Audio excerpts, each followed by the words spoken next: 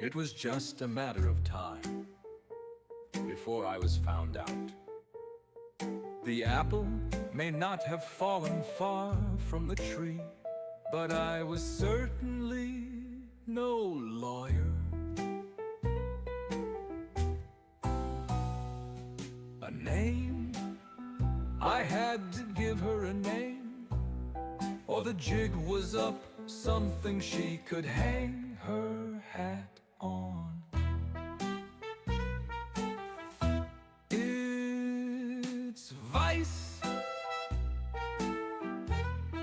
Vice, baby.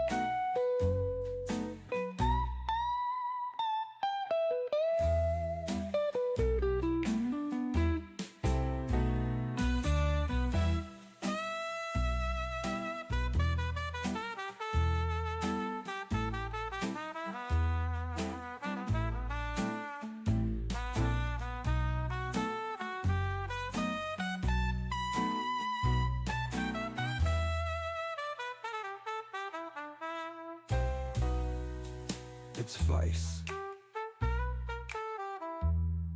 Vice, baby.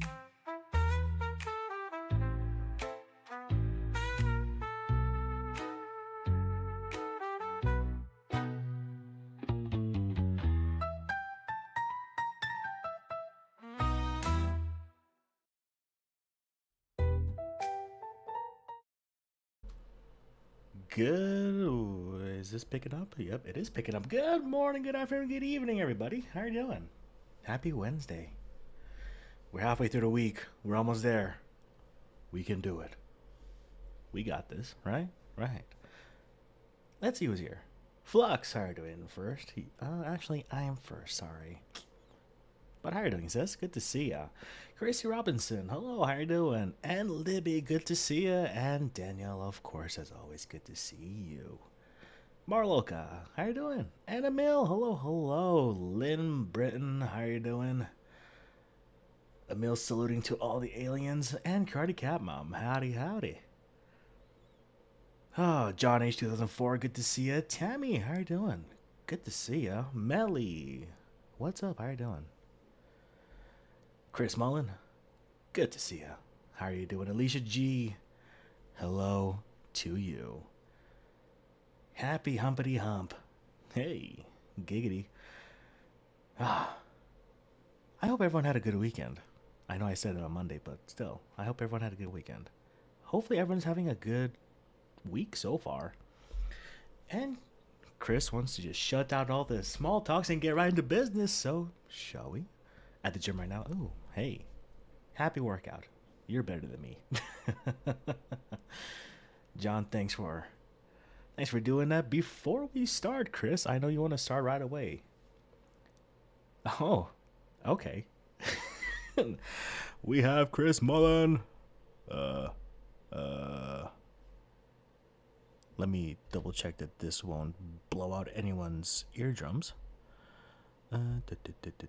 It won't. Awesome.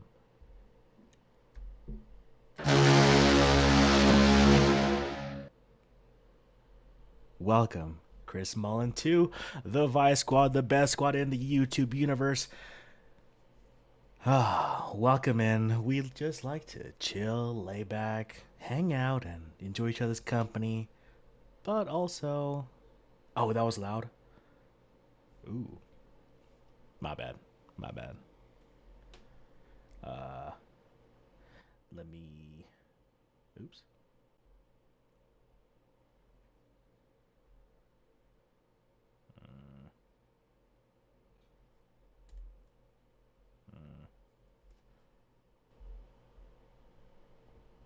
There. Okay. Chris Mullen, as I was saying, welcome to the Vice Squad, best squad in the YouTube universe, where we like to chill, hang out, enjoy each other's company, and maybe be a little chaotic every once in a while, which is usually first Saturday of every month. But, I mean, it's still pretty chill. Welcome. Just as Tad. Oh, okay, gotcha. It's Arms Day, hands are shaking while I'm trying to text. It's always arm days, baby. Yep. Love my second. Oh, yeah. Got two of them. But, what was I saying? Oh, make sure you hit the like and subscribe button if you guys haven't already. And if you are already subscribed, please double check that you are still subscribed, because YouTube is asshole and can just say, you know what? I don't want you to watch this channel, and it will unsubscribe you. So, once you double check that, I will tell you what we're doing today. We are doing another long-awaited... Sorry, distracted. Squirrels. Long-awaited Maritime Monday on a Wednesday, which is very not a Monday. And, oh, jeez. Chris Mullen, thank you for the 5 Vice Baby gifted memberships. We got J Cares, Nurse Not Lawyer, Enchiladas, Victoria, and Susie Lee that got those. Please, if you are in chat or lurking, just send a little thank you to Chris Mullen. I really, really appreciate the support. Very generous of you. And Alicia G, 3 months in the Vice Squad. You rock. Ah, you rock. Still cursed? Am I still cursed? What do you mean I'm cursed? Oh, the gray name. Gotcha. I got you.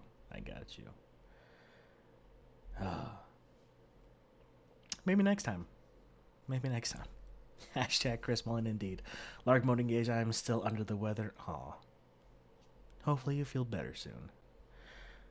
But we're doing Maritime Monday, so hopefully it'll be a better day for you. Well, or a better afternoon, I guess. I got my good old Vada Bortocazzo shirt on because we're doing Maritime Monday. Got my Swiss captain hat on. How you doing, Victoria? Good to see ya. We'll be talking. Well, I know some story about Captain Corey. So this is Captain Corey and the ghost ship SS Valencia. So, before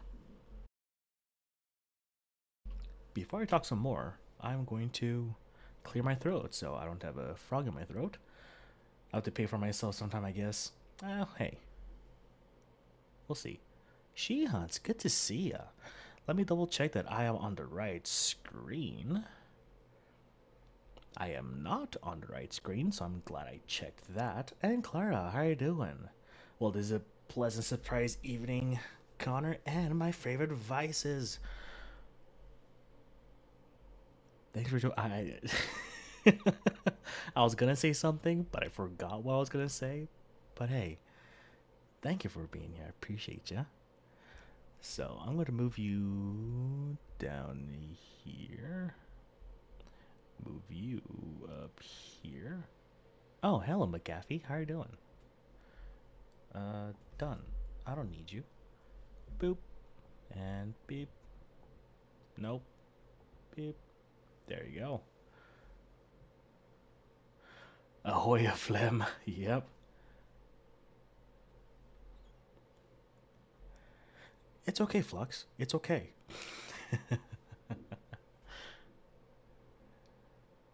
Boop. Studio mode off. And screen plus cam on. Boop. There you go.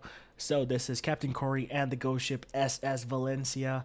I skipped the 15 minutes of, well, 16 minutes and 36 seconds of dad rambling. Because guess what? I got a shower because I'm a little stinky, smelly boy. I sweated a lot today. So, I need some time doing that. Never good thoughts? Yeah, never good thoughts.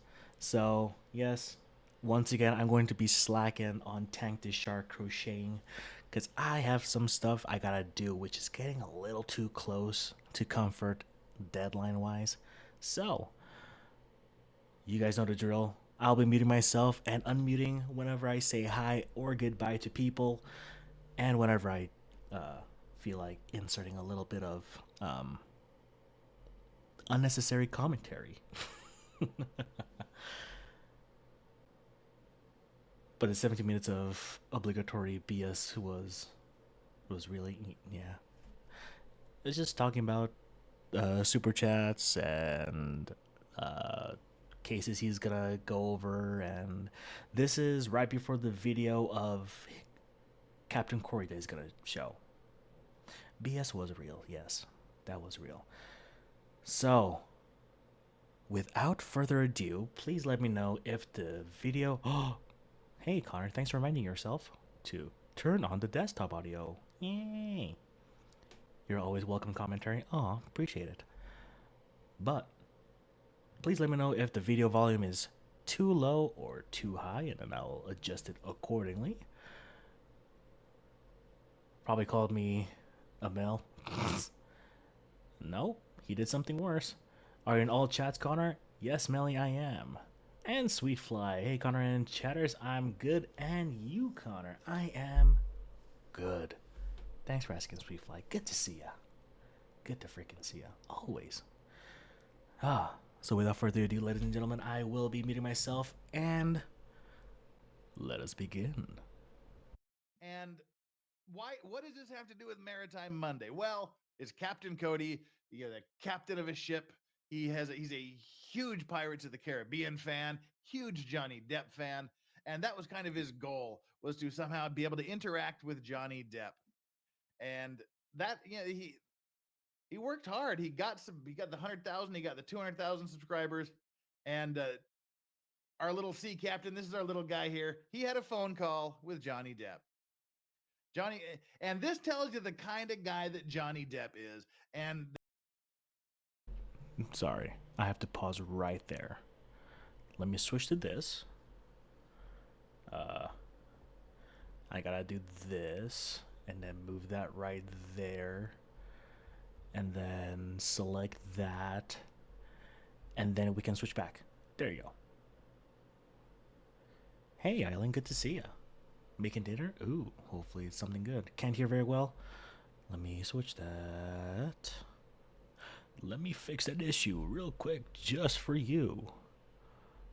I'll put the desktop audio at right there. Ooh, chicken tacos, Island. Send me some. I know it might go bad by the time it gets here, but send me some. that rat bag Amber Heard is not. She's still out there bitching and moaning about how badly she got taken by the courts and how everything is unfair and how she's a survivor and all this crap while he's out there. Have I been saying Captain Cody the whole damn time? Captain Corey.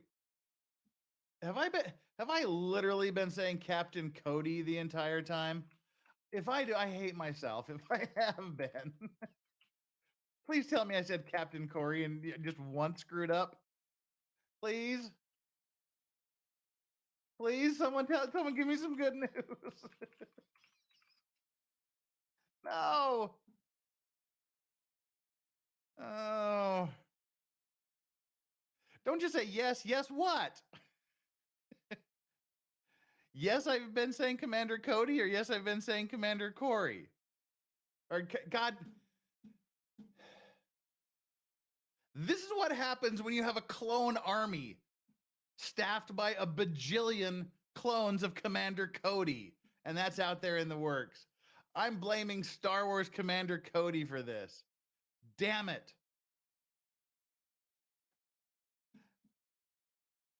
How you doing, King Bob? Good to see ya. Wow, I almost stumbled my words there. Good to see ya. Captain Corey, R.I.P.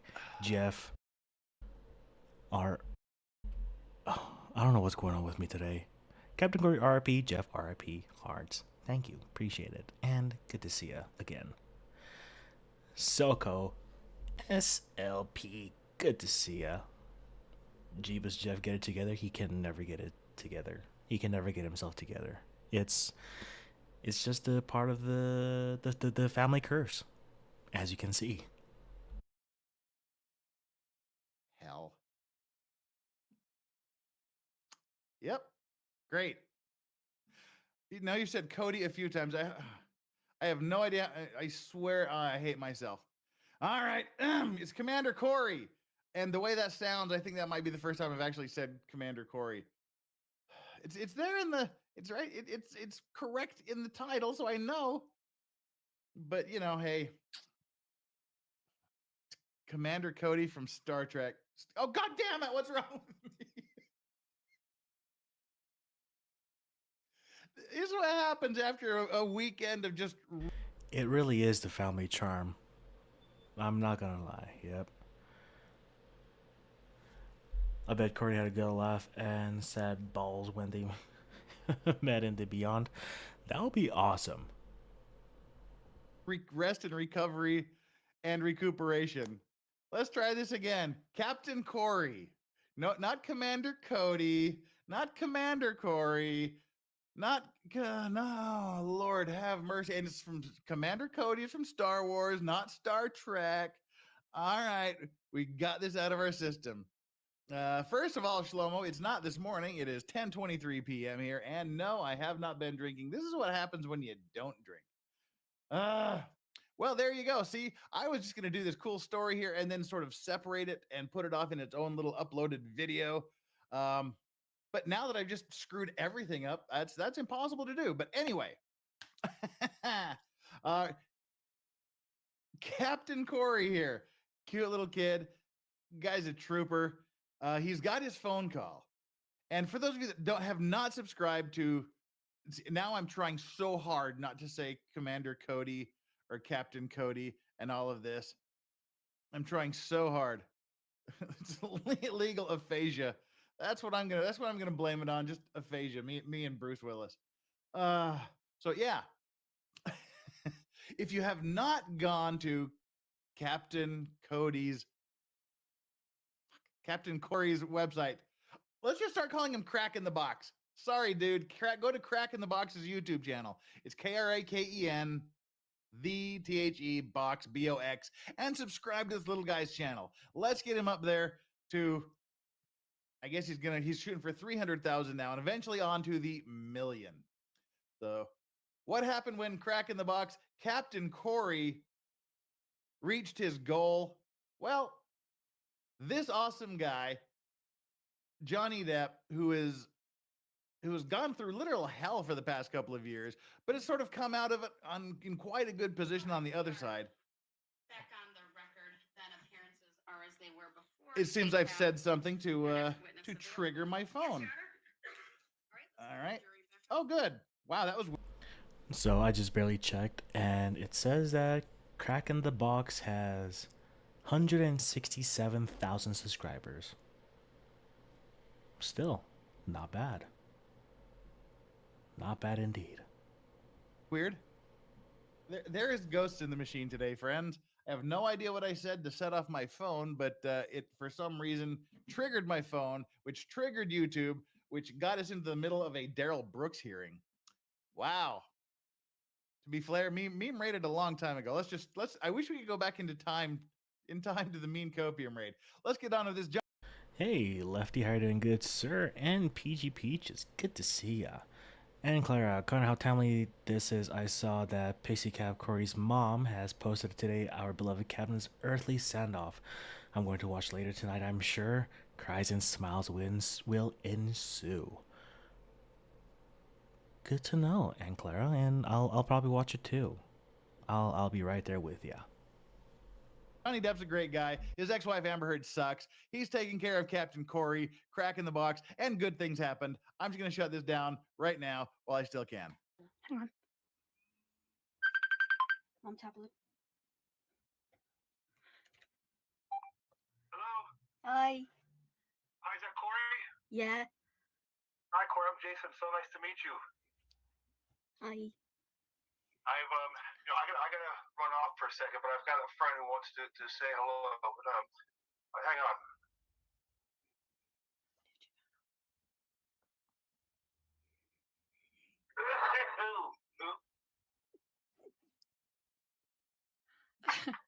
Now this makes this little kid happy. Corey. Behind you. Corey. Hey! Corey. Hey! I like mom too. She gets a message in the middle. She's like, "Shit." See, mom and I were on the same planet. I'm not frightened, Miller. Hello, Corey. How are you? I'm really, really good. Nice to see you.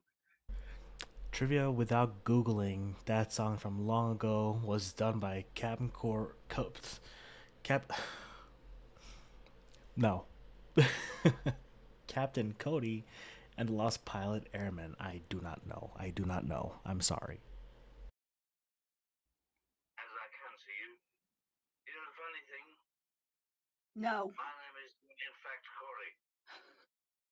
Long time no see, NL Wolf. Good to see ya. Is it? It's not Corey. You're Jack. Originally, it was something else, but now it's Jack. So we can see that he got this great call. He went for quite a while. And Johnny Depp was just being amazingly freaking good. He was just talking to mom, just like mom was an old friend. Do you want to know his touch? I did my very best not to mess up his name, okay? Spire, good to see ya. Hi, all Kent State have to take in car for a service. Well, I hope your car feels better soon. Thanks for being here. Thanks for stopping by. And you're talking about, I'm just talking about his mother's hair, just shooting the breeze with her, making her feel great, making this kid's life. Now, what is And then he does this. that wonderful chapeau? What?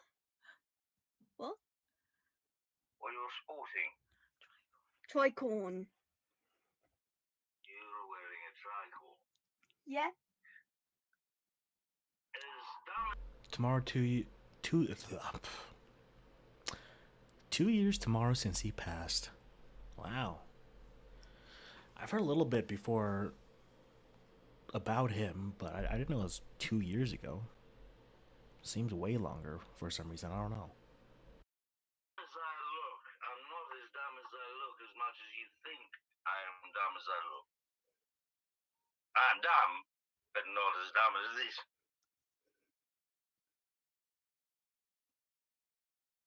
Therefore, I brought you something. What? And this was pretty darn cool what he did for the kid here. Sorry, hit a bump. I thought it right. If we were going to meet with me and me meet with you, you and us meeting together, me, myself, and I, you, yourself, and you, the six of us all at once, I thought it only right that I dubbed thee. I shall knight you. And they said they would release the knighting video if he got 200,000 subscribers. And like I said, they got the 200,000 subscribers less than a day ago. And they released the part 2 of that video, which is really nice for a couple of reasons. I mean, it's really, really, really sweet.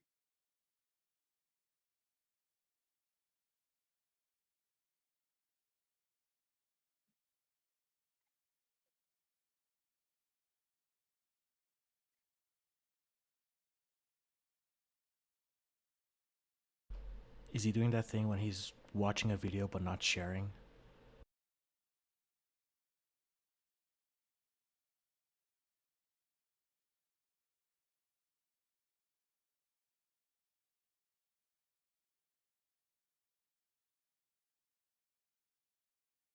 This is so cool. Yeah, I think he's doing that thing where he's not sharing the video. Yeah, that's probably it. How can there be no sound? Really?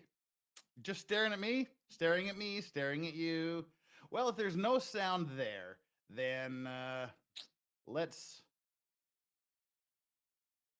do this. We're off to a great day today, aren't we? I can't even in good conscience ask anybody to like this video. All right, we'll bring it up on a different window. I was listening to it. It sounded really great to me. I shall knight you. Now, if you can't hear this, you're lying to me. Thank you. I've done this before. Aye? Thank you. Well, it is my pleasure. It is my honor. And I just wanted to make sure that my aim is all right. Ready? Corey, Yeah. you'll have to pass the test first. Corey, Yes. what is your name, sir? Corey. Corey. Excellent. Corey, I dub thee. Hang on, my aim might be a bit bad. Hang on. I dub thee. Corey. Sir, Captain Corey. My captain. Yeah, and we're not going to watch the whole 7 minutes, but I mean, it's just a great thing for this kid. This kid is looking to get some more likes, some more subscribes, and they're going to release part 3 when they reach 300,000.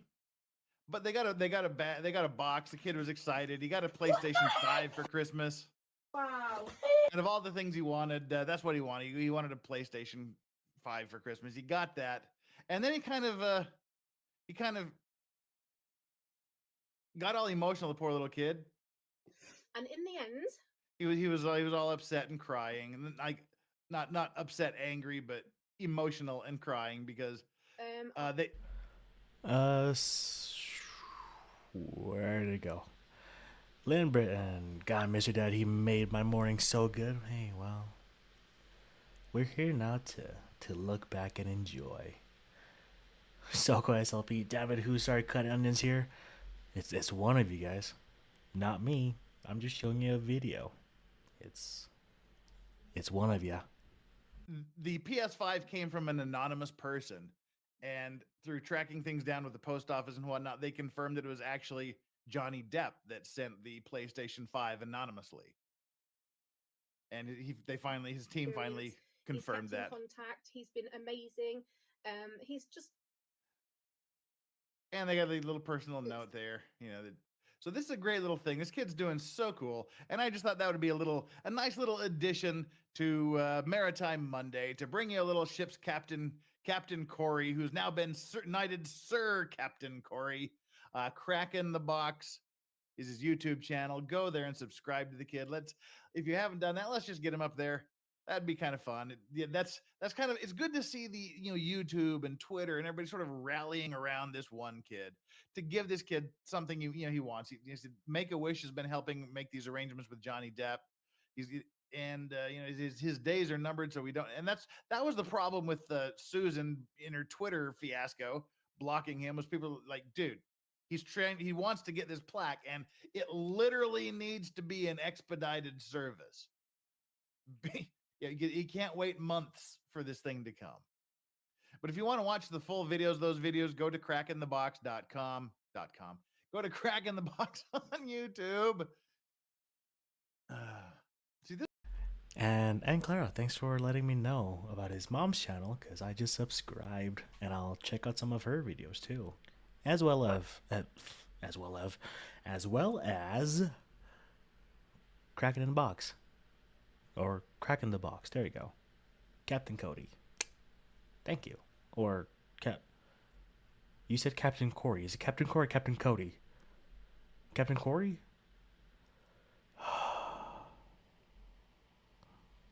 Tonight's going awesome. Makes me sad. Corey's channel. Oh, so it's Captain Corey, not Captain Cody. Jeez, what's wrong with me? Makes me sad that Corey's channel has dropped over 100K subscribers. Yeah, it's 167K, I think. I could be wrong. I literally just said it. I don't know. This is why I don't talk about anything outside of my wheelhouse. It just all goes pear shaped. But the kid's great. Subscribe to Crack in the Box on YouTube. Get the kids' views. Get the kids' subscriptions. And now, wow, let's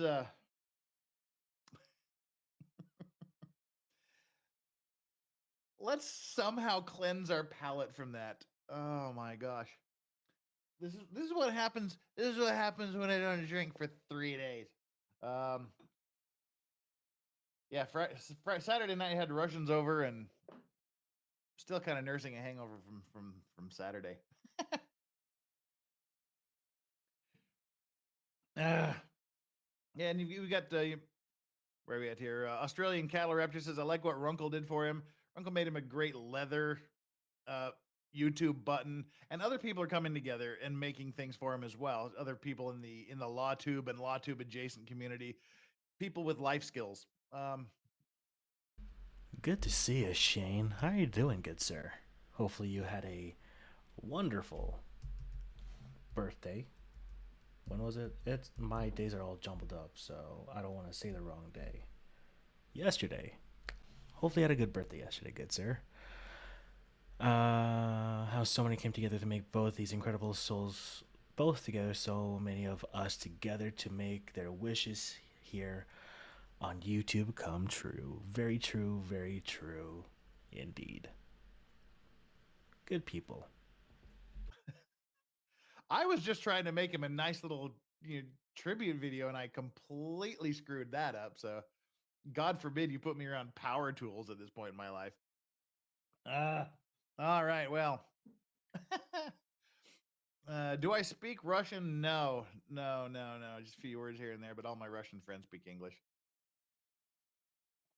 Thankfully, otherwise they probably wouldn't be my friends. Yeah. And most of us speak Korean, so a lot of times we sort of slip back and forth between English and. Oh, Shane. Sorry to hear that. Hopefully you'll feel better soon. Ugh. That's no fun. Korean, as the situation calls.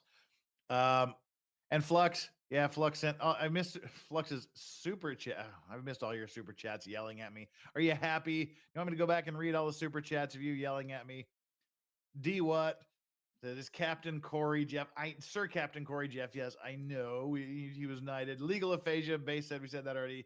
Flux actually super chatted me to say it's Captain Corey, not Cody. I know. I know. Very true, Shane. Very, very true. I know here. It just doesn't get up here sometimes. So, all right. There we go. Alan, good to see ya. Long time no frickin' see. Hope everything is going well with you. Hey, good to see you. Welcome in. Welcome in. Now that 32-minute fiasco is out of the way, let's get back to something that I can deal with more concisely and properly and expertly. Bad things happening on the ocean. That's what we do here on Maritime Monday. So without further ado, let's get into. Yeah, that was a good one. Go, Shane. So Maritime Monday is about the USS Jeff sinking. It kind of feels like that. It kind of feels like the sinking of the USS Jeff today. I cannot even in good faith ask you to like this video at this point in time. But if you like watching me just struggle and suffer and die on occasion, hit that like button. Super chats are what they are. We read all the super chats, but we still pay attention to the chat as much as possible, the regular chat, but super chats get priority because you are showing your. That's good to hear, Alan. Very good to hear. Support for me by throwing your hard-earned money at me, and I deeply appreciate that. So today we're going to be talking about a ghost ship, not the spooky disappearing ghost ships like we talked a little bit about on our Halloween stream, but legit ghost ships floating around the ocean. And this is one of perhaps the Hey, I'll give you about 10 seconds to lower the volume a little bit on your devices. 10, 9, 8, 7, 6, 5, 4, 3, 2, 1. I warned you. Welcome, Lynn, to the Vice Squad, the best squad in the YouTube universe. Welcome and thanks for the support. We love to sit back, enjoy and relax, and enjoy our company, and maybe be a little chaotic every once in a while, and bump that volume back up, because the foghorn has ended. Welcome again, Lynn. Appreciate the support so very much. How you doing, Uncle Buck? Good to see ya. Jeff streams were always fun. I used to love it when he messed up. He always had... Blah, blah, blah, blah. He was always such a good sport about it. He was indeed.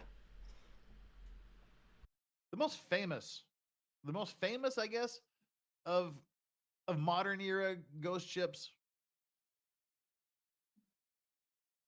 And again, it like every show we do, it centers around a tragedy.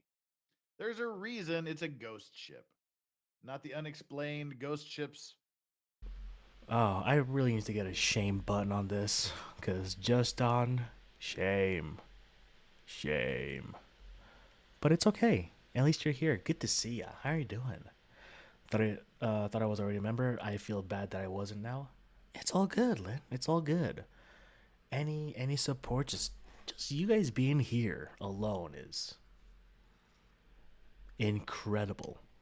Love each and every single one of you, and the memberships, the super chats, all that is unnecessary but very welcomed and very, very appreciated. And Uncle Buck, member for 1 month. Vice Squad is the best squad indeed. And guess what? I will slowly, very, very, very, very slowly work on merch. And I'm thinking about... I'll pause it right there. I'll talk about it after the stream. How about that? Like the Marie Celeste. This has an explanation. Oh, Connor, you just randomly picked a show to play today, not know about send off replay or anniversary. What? Oh no, so I'm going like in order on the playlist, the Maritime Monday playlist, and this was today. This video was today's turn, so nothing was planned at all whatsoever. And of course, it's terrible. And we're going to break this up into 2 videos like we did last time. There's a lot of overlapping ground between the 2 videos, but they both deal with additional items that I think are pretty fascinating. And if we have some time at the end of the day, we can watch some more people being idiots on the water videos. Well, let's bump this up and get on with the first SS Valencia video. And just in case you wonder, it's not just Captain Corey. I made a whole bunch of these thumbnails with the vessel improperly named on it because I was stupid. So let's go.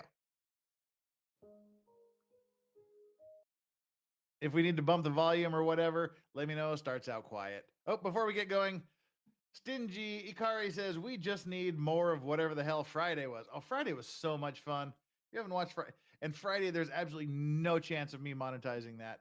It totally got nuked. But yeah. And Emil, member for 2 months in the Vice Squad. Appreciate the continuous support, and hopefully you will continue. Thanks for being here. Appreciate you. And you, Friday was a hoot. Hopefully this Friday will be kind of like last Friday. We'll have fun. A story of 2 sister ships that seem cursed with tragedy and tied to the same fate years apart. So, to anyone that's new, or anyone who hasn't tuned in a while, I do not watch... I probably watched, before I started streaming, I probably watched 2 videos in this whole Maritime Monday stuff, and that's the duck boat videos. So if there's cannibalism in this thing, you guys know better than me. So I have no idea if there's cannibalism here. Be trying to hook the mama with wings of rescue so she can be an emergency foster for small doggos. Oh, nice. Again, proves to me that they're not really gone and have a hand in things down here. And I bet Corey and Jeff. Yep. It was amazing. Being Navy Maritime Monday was something I never missed. And hey, my voice didn't come up for a second. Good to see you, Squid. Welcome in. Hope you're having a good Wednesday. I'm struggling. One so disastrous with such a tremendous loss of life that it refuses to be forgotten and is regularly seen endlessly sailing the seas near its final resting place. So there we go. There's a starter for you. This are two ships, two sister ships, essentially twin ships that met the same weird fate. This is the story of a ghost ship like no other. Jump scare. I'm not gonna lie, I had the volume up a little too high on my end, and that scared me. Yeah.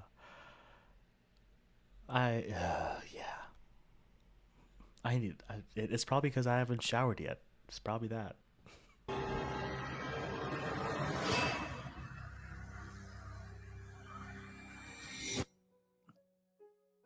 In an attempt to modernize its steamship service, the Red D Line Oh, did we not finish the Baby Mama 3 court case? I thought we finished that video. Huh, I guess not. All right. Company sanctioned the building of two brand new vessels.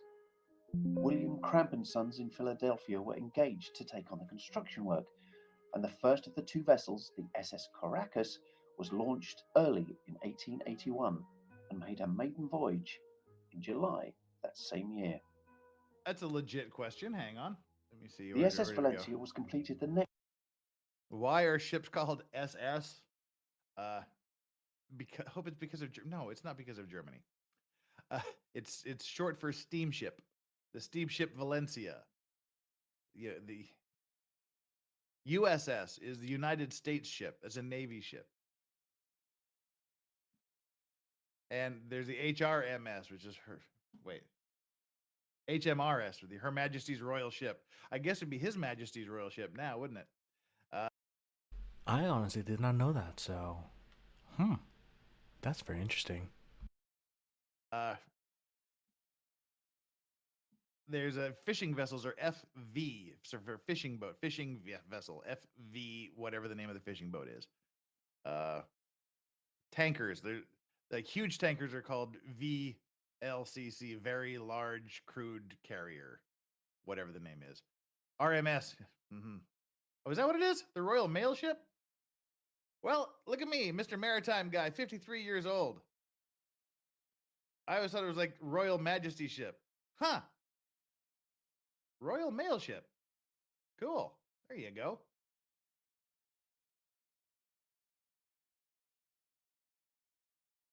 Uh-oh, we've got dueling things here. Hannah Mill, thank you for the $2 super chat. Really appreciate you. Nerd alert. This guy right here. Nerd alert. Jam-ass ship. Thanks for the super chat. Really appreciate you. I don't know what's wrong with me. His Majesty's ship. I was right. Don't screw with my brain. Huh.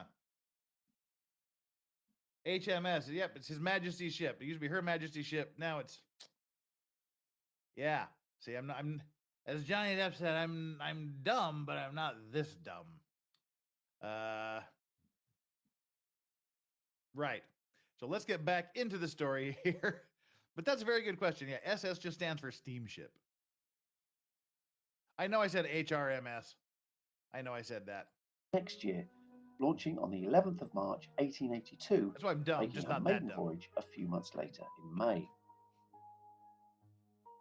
Both ships were of a similar size, 34-foot beam and a 1,589-ton displacement. The SS Caracas, however, was slightly larger at 257 feet to the SS Valencia's 252 feet. That was like 5 feet These long. brand new vessels were made to serve the passage between New York and Venezuela. Both ships were registered as USA vessels and both met the same fate of running aground and being wrecked within 18 years of each other. Regardless of the historical mariner's belief that changing a name of a seagoing vessel was bad luck, the SS Caracas was renamed the Yaquina Bay early in 1888. It seemed that this prophecy of ill fate had some foundation, as she ran aground only months later, being declared a total loss. However, her sister ship, the SS Valencia, continued. So I mean that's it. The ship just goes, it runs aground, it just rips the bottom out of the ship, and that's the end of it. But the Valencia is still sailing. Continued in service for some time afterward, and it is this vessel that is the subject of this short film. And this is the Valencia right here. The SS Valencia carried 6 lifeboats, 1 workboat, a dual-purpose workboat, and a short-barrel cannon called a Lyle gun. She, along with her sister ship, the SS Caracas, were scheduled for voyages twice a month, 1 per ship, with each passage taking around 28 days. In 1897, the Valencia was chartered to the Wardline as their ship, the Niagara, was under repair. On the 29th of May that same year, she came under attack from a Spanish cruiser, the Reina Mercedes. After 2 shots were fired at the Valencia, she promptly raised her US flag, halting any other further attack from the Spanish. So this was more than 100 years ago, but pirates are still a thing. They've got the Spanish are attempting to take the ship for its own, and they're firing on it. But then you run that American flag up and announce yourself as an American ship, and suddenly you decide that starting a war is not the greatest way to take a ship. Spaniards. Fortunately, there were no casualties from this encounter. As usual in these situations, there were a great deal of political finger-pointing, with the Spaniards justifying their actions and the US demanding that they... Okay, Emil. What's wrong with saying scheduled instead of scheduled? They were unjust. This created further tensions between the 2 countries. 2 years later, in 1898, the SS Valencia was purchased by the Pacific Steam Whaling Company. Not many months later, on the 19th of June, she was commissioned by the US Army as a troop ship during the Spanish-American War, an armed conflict that lasted from the 21st of April to the 13th of August, 1898. Fully loaded, she could carry 606 troops and 29 officers. After a treaty was signed ending the short-lived war, the Valencia once again was repurposed and refitted for civil service. But this return was not to be a happy one, as many believed that the aging ship was just too small and far too noisy for the service required. In 1901, she was caught amid a scam that could have cost many lives. A purser had been overpricing tickets and allowing more passengers on board than the ship's permit allowed. Well, we've heard that story here, haven't we? We've heard that story before. Greed, people overselling, overloading the ship with people. We saw that there on the Mississippi River, which killed, what was it, 2,000 people or 1,200 people, however the hell many people died on the Mississippi River because it was overloaded. Other ships are overloaded. We've seen videos of overloaded ships capsizing. It's that greed. Once greed starts getting involved, greed, skirting regulations, bad things start to happen. It's not so much that way nowadays, but there is a case I'm working on where it appears that greed was one of the primary factors for the ship sinking. But normally it doesn't happen so much now. Now it's just too much reliance on technology a lot of times, not keeping a lookout. But back then, pretty much living in an unregulated world largely, full of pirates and business and things like you could skirt corners. You could take steps to sort of circumvent. Emil, thanks for the 2. Appreciate you. We need a Vice Baby reaction to proportional. I don't know what that is, but one day.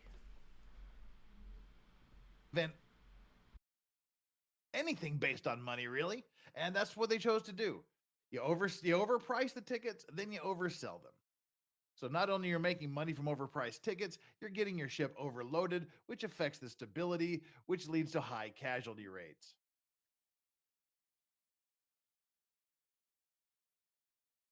Pocketing the extra money. When this fraud was found out and the purser arrested, he quickly tried to apportion the blame to many others, as he insisted that most of the crew knew about the swindle. As a result, her owners were eventually fined $9,000, Ooh, $9,000. about £220,000 in today's money. That's Following still this legal nothing. issue, and with the ship losing her owner's money, the SS Valencia was sold to the Pacific Coast Steamship Company. But once again, this union was not set to be a happy one.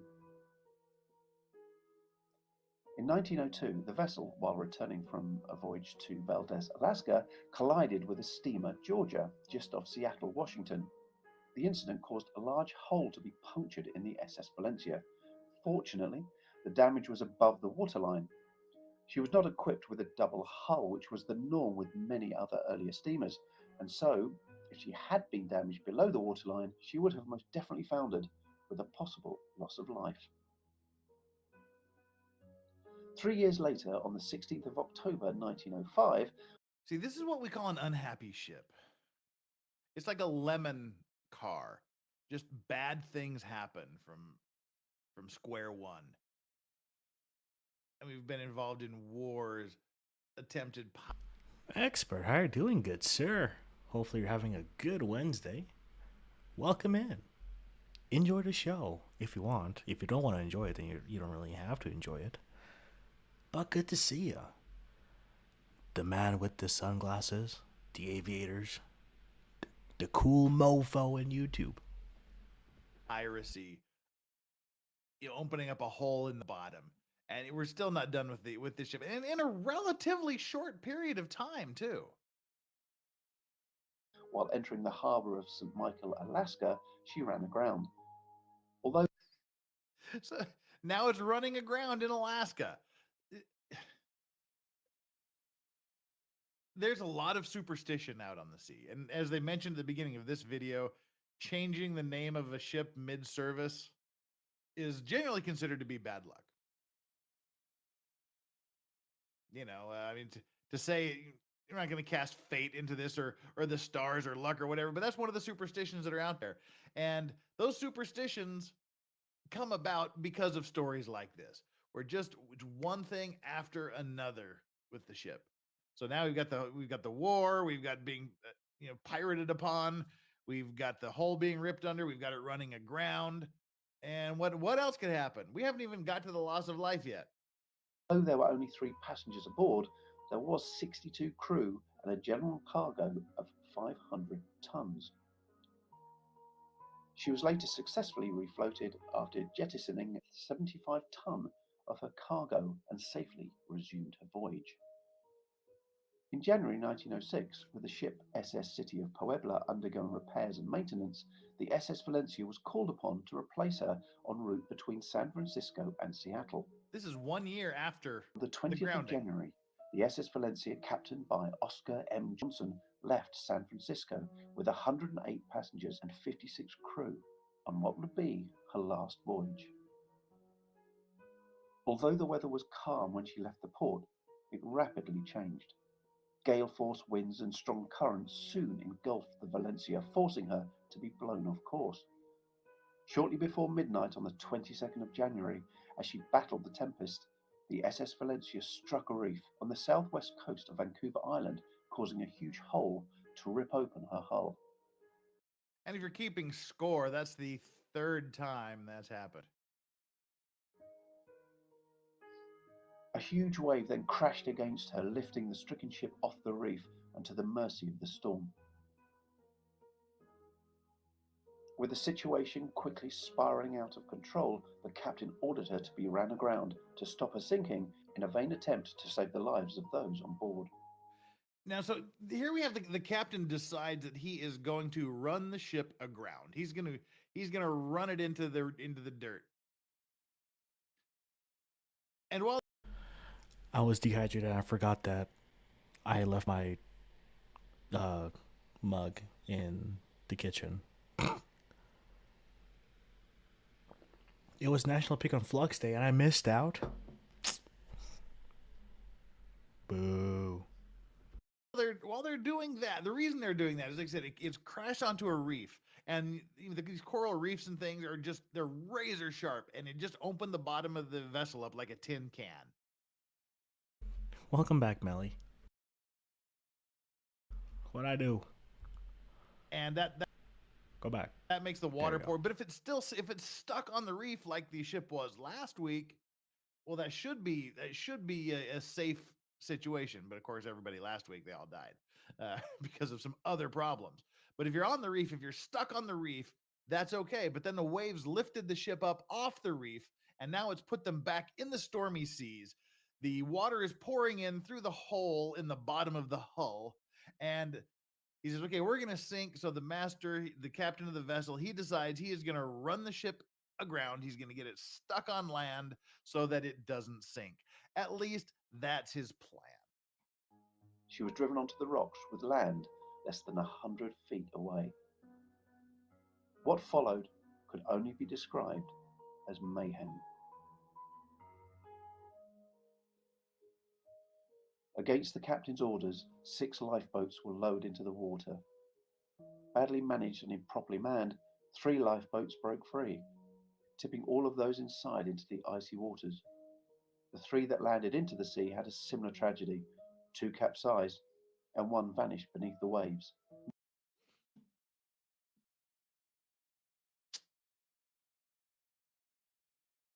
So mind you, they were 100 yards, 100 meters from shore. 100 meters. That's all they had to do. The first 3 lifeboats. Just listening to Maritime Monday makes me feel like I should be getting ready for work. Hey, well, now, this time round, it should be you slowly getting ready to end the day and go to sleep and have a beautiful, beautiful sleep. And lots of sweet dreams. Don't even make it off the ship. They just don't even make it off.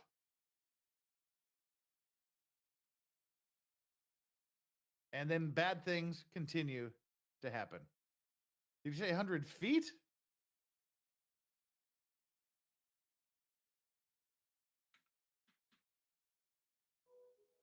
Badly managed and improperly manned, 3 lifeboats Hang on, let's go and back. less than 100 feet away. Oh God, it was 100 feet. That's like 30 yards. Well, 33 yards, like 30 meters, 33 yards. That's good grief. That's even shit. That's like 3 times worse. Life feels darker without Jeff. Aw, Melly. All the positivities to ya. Connor just told me to get ready for betting the soft rock radio DJ voice.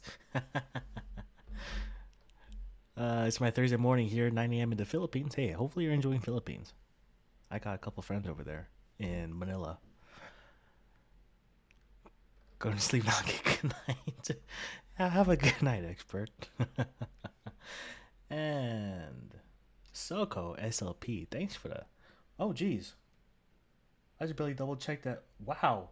Thanks for the 50. I appreciate you. Holy crap. See message from Soko SLP on stream. Okay. I'll play the video while I look for the message. Yeah, so it's 30 yards. Damn. Yep, so that's even worse. I mean, you can throw a rock easily that far. That is not far. That is ridiculously close. You got people saying so close. I always heard that a couple times I watched it as 100 meters. I guess my brain didn't want to process how ridiculously close this is. Okay. What followed could only be described as mayhem.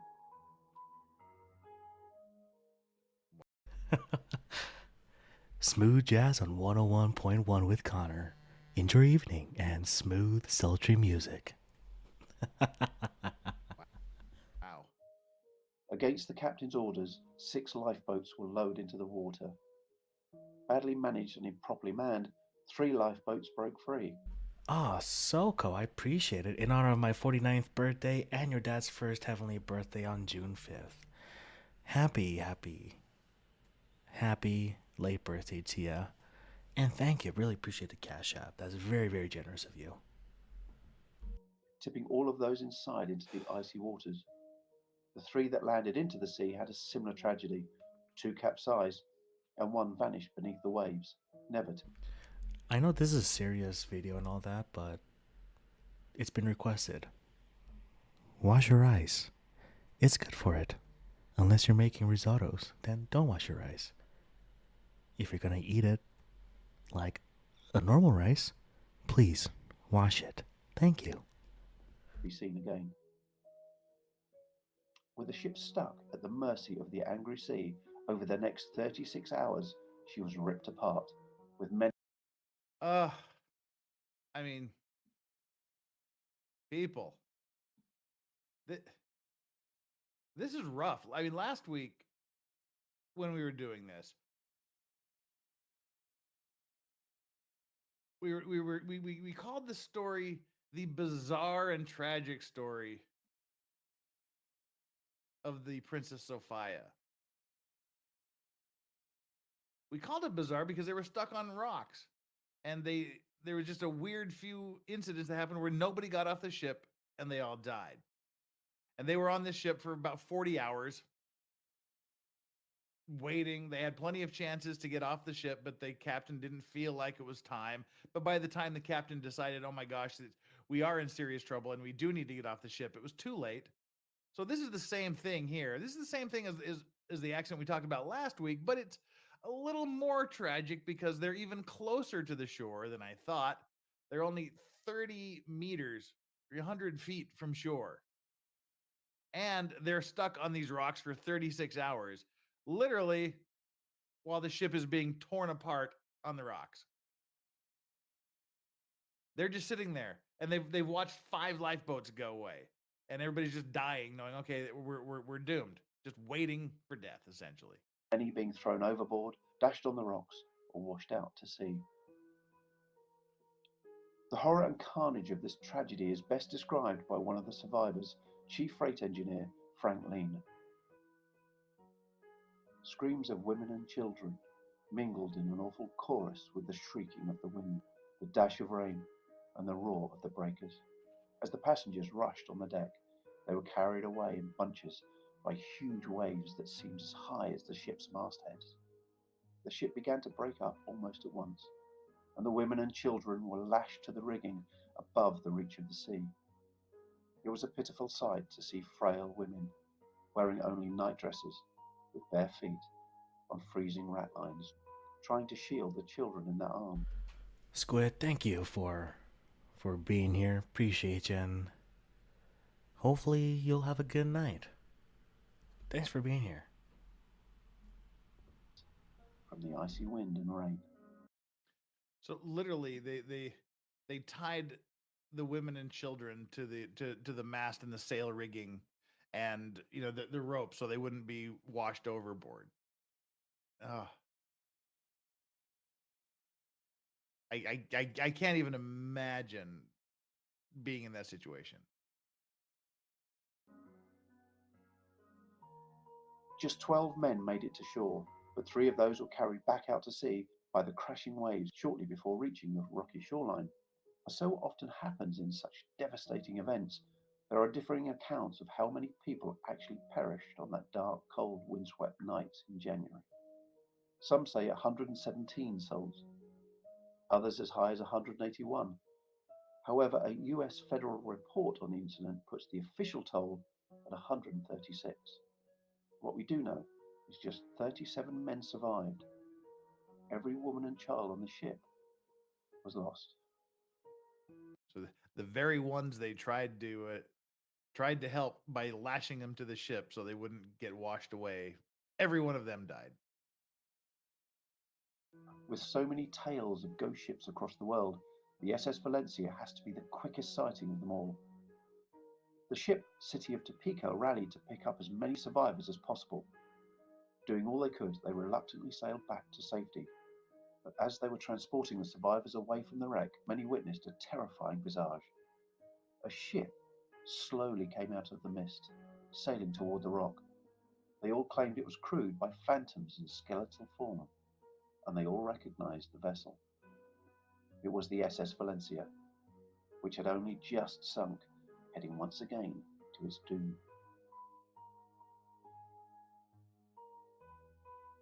This sighting was seen by multiple people at the same time, and such sightings have to be taken seriously.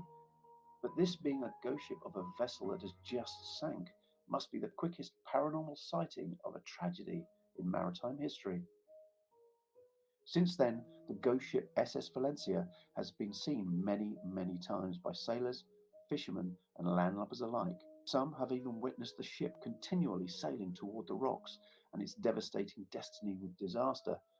Others have seen the lifeboats being rowed by a crew of skeletons, believed to be the victims of that fateful night, still trying to row to safety. 6 months after the sinking, a local fisherman and his wife reported seeing a lifeboat with 8 skeletons on board in a cave near Pansina Bay. However, because of the dangerous waters and tide, it was deemed too difficult to recover, and so the occupants and the boat was once again left to the mercy of the sea, as they were on that fateful night in January. In 1933, the last word of the ghost ship SS Valencia came 27 years after the disaster. A lifeboat, number 5, was found adrift in Berkeley Sound, empty but in good condition. Where had she been for all of those years? What had she witnessed? And what secrets had she kept? Something we will never know, but what we do know is that the ghost ship SS Valencia and its rowing boats of phantoms are still seen to this very day. Although what is left of the SS Valencia is almost unrecognizable today, we do know where it is. However, what we don't know is where the next sighting of this tragic ghost ship will be. Once again, thank you very much for listening. I hope you enjoyed the story of the SS Valencia. See you on the next one. Bye-bye.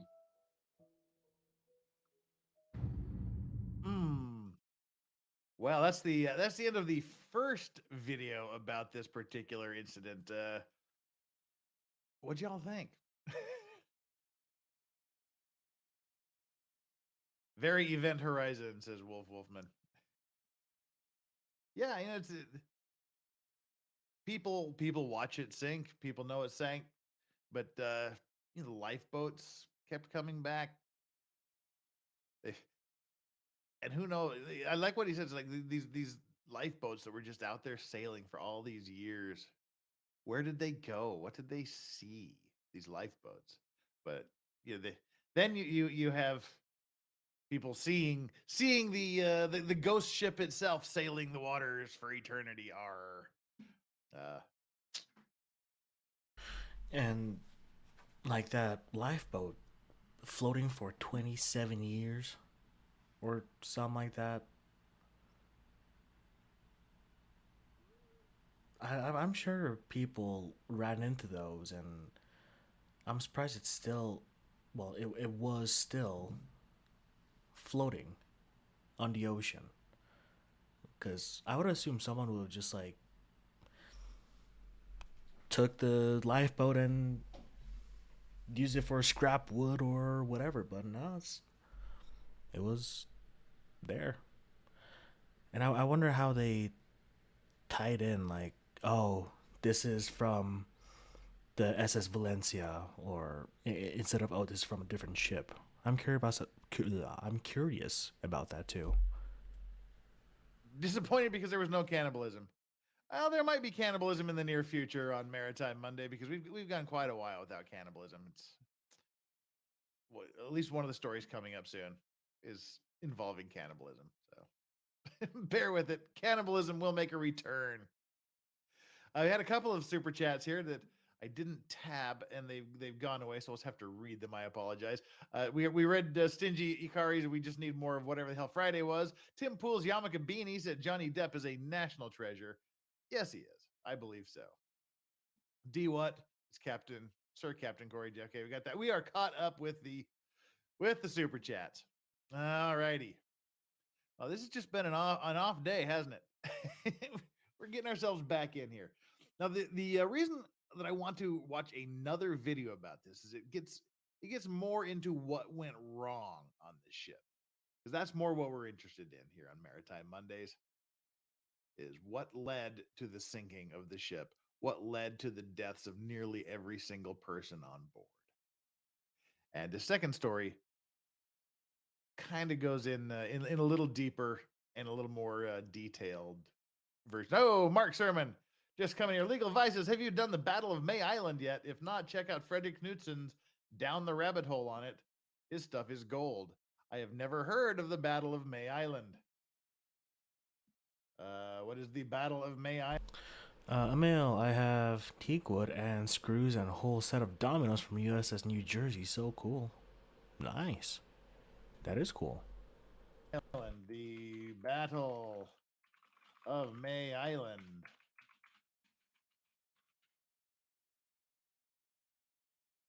The name given to a series of accidents that occurred during Operation EC-1 in 1918. Okay. A series of accidents during a World War-ish. Cool. Ooh.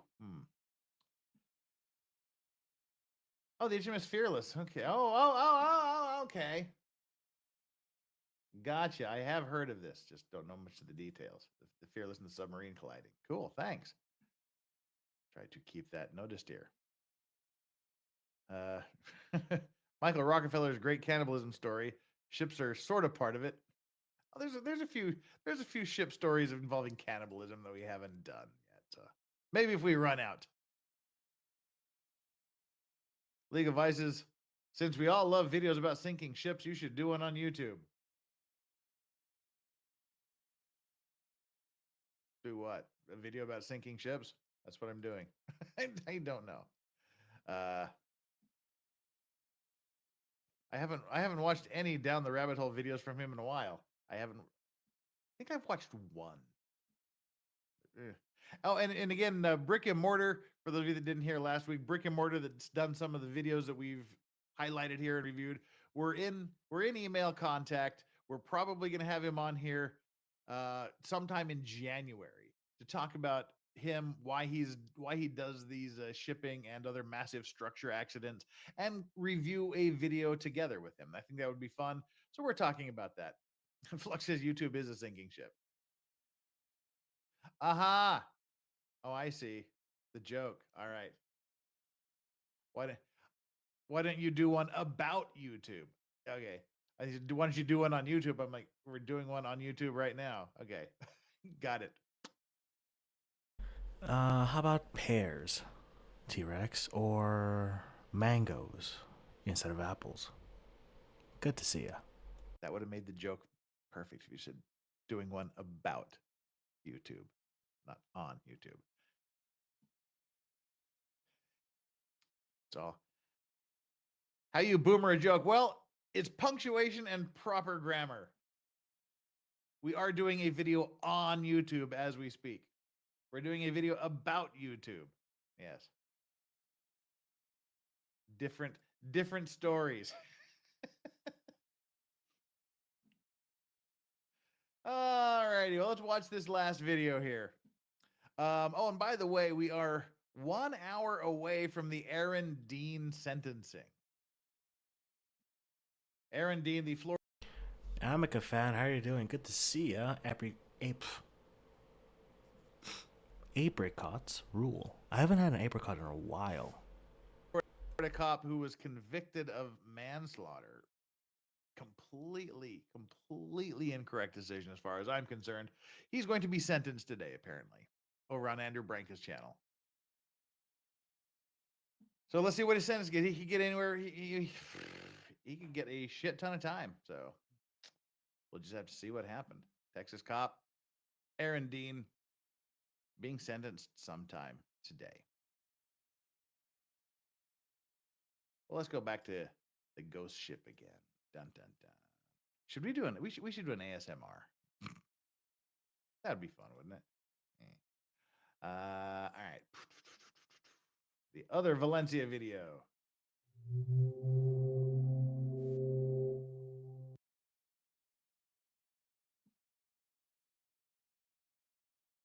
What? What did I say? People are saying Texas, you fuckwit. What did I say? I said Texas, didn't I? If I didn't say Texas, I'm just going to end the stream right now and just go to bed because clearly I shouldn't be on YouTube today.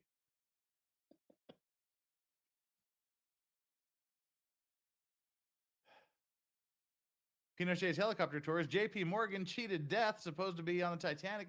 There's a lot of people that cheated death from not being someplace they should have been. And JP Morgan's one of them. Did I say Florida? God damn it. Bye. See y'all.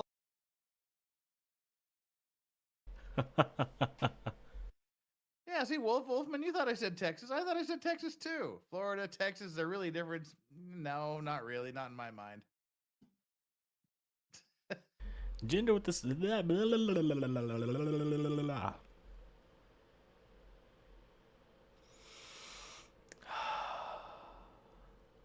Ginger with the soul. How's your grandpa doing, Connor? He's doing good.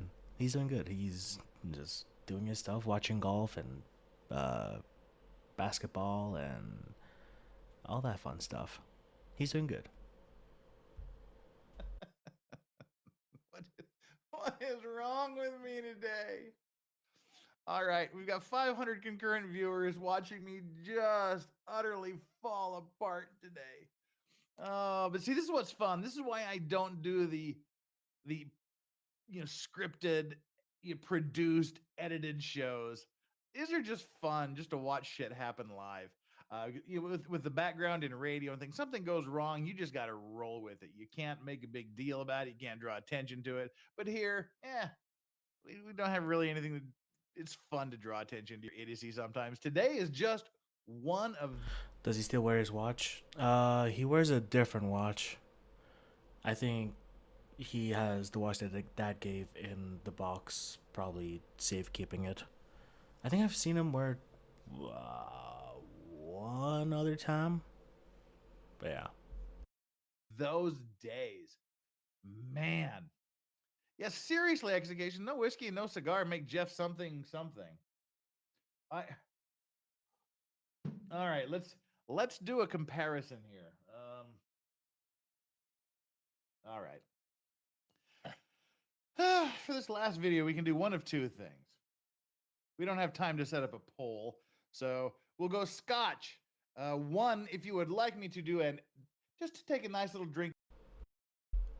I'm falling apart. I walked into a restaurant with a black cherry white claw to see. A black cherry white claw. Well, here's your problem. You're drinking White Claw. That was your first mistake. White Claws. Be better. I know you can do better than White Claws. You got this. You got this. I really believe in you. You can do better than White Claws. I was watching live, read and recorded videos. Yeah. Same. But depends on what type of video it is. These were the absolute best stream. I remember laughing this whole morning. Oh, nice. Give an Edredauer 10-year, absolute amazing Oloroso sherry finished Scotch from Edredauer, or the American bourbon. We got the bourbon side of things. The double rye from High West Distillery, my hometown distillery, which I will be uploading a video of the tour I took of the High West Distillery last summer when I was on vacation. But Gotta keep away from the hard stuff, ruin my life. Okay. I understand. It's okay. I forgive you. And how dare Mrs. JKD Buck need something? How dare she? Hopefully she has her something now that she needed. And welcome back. we've got the Edredauer Scotch or the High West Bourbon. I can't even boomering the damn camera turns. So one for the Scotch, 2 for the bourbon, and then we'll see. We'll have a drink, and then we'll see how I perform during the next video. Oh boy, that looks pretty even. We got a lot of Scotches though. A lot of Scotches. All right, looks like Scotch wins. Edredauer is so good. Oh. Ellen, did you email me yet? I hope so. Oh, this is so good. Well, tell you what, if we get through this, we just might do the bourbon later. Bourbon, the brownest of brown liquors. Anyway, we have our Edredauer Scotch here. Thank you so much for everyone that chose that. JSD, not Flux. Everyone else that said 69, shame on you. 420 doesn't happen. Is both an option? See, I like the way you think, Stone Gamer. I like the cut of your jib. All right.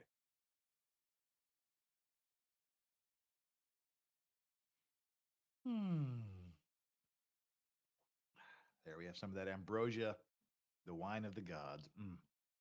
All right. I'm on an even keel, so to speak, here for Maritime Monday. See, tie in. Let's watch this last video of the SS Valencia. Holy fuck, he got my name right. See? Whiskey does wonders.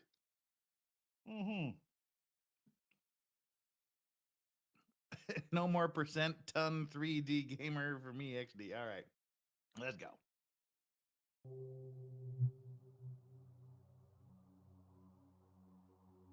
Whenever I type in MILF Hunter, it brings me here. Oh God, this is so good. The stretch of coastline from Tillamook Bay in Oregon to the northern tip of Vancouver Island is known as the Graveyard of the Pacific. It's also known as the place where they make Tillamook cheese. This deadly reputation started as soon as European explorers began widely navigating the area in the 18th century. Violent currents, treacherous coastlines, and notoriously unpredictable weather make this one of the deadliest stretches of coastline in the world. Her back is in a lot of pain injections later this month, so I have to help her a lot. I hope the injections goes well, and I hope her back feels better, Uncle Buck. Got the itches now. Do you plan on watching Sidebars again? I don't know, maybe. The tragedies of the past remain close to mariners in the area, but one of the that Oregon and British Columbia coast is no nonsense. There's so many of these reefs, the stone reefs, these jagged rocks sticking everywhere, these barely submerged underwater obstacles like rocks and things. It is incredibly treacherous. Plus, you get these winds. The winter weather is horrific, and it's a spooky place to be on the ocean in this particular area. These tragedies, the wreck of the SS Valencia stands out from countless other disasters. The horrific death of her passengers and crew lingers in the fog, haunting the area. Wankers in the fog? What? I did not say wankers in the fog. Lingers in the fog. Yes, he did. Haunting the horrific death of her passengers and crew lingers in the fog. Lingers in the fog. Okay. To this day. Twice I thought he said wankers in the fog. I'm like, I'm going to start calling people wankers in the fog. People that don't mean anything to me. The people I don't need in my life anymore. They're just wankers in the fog.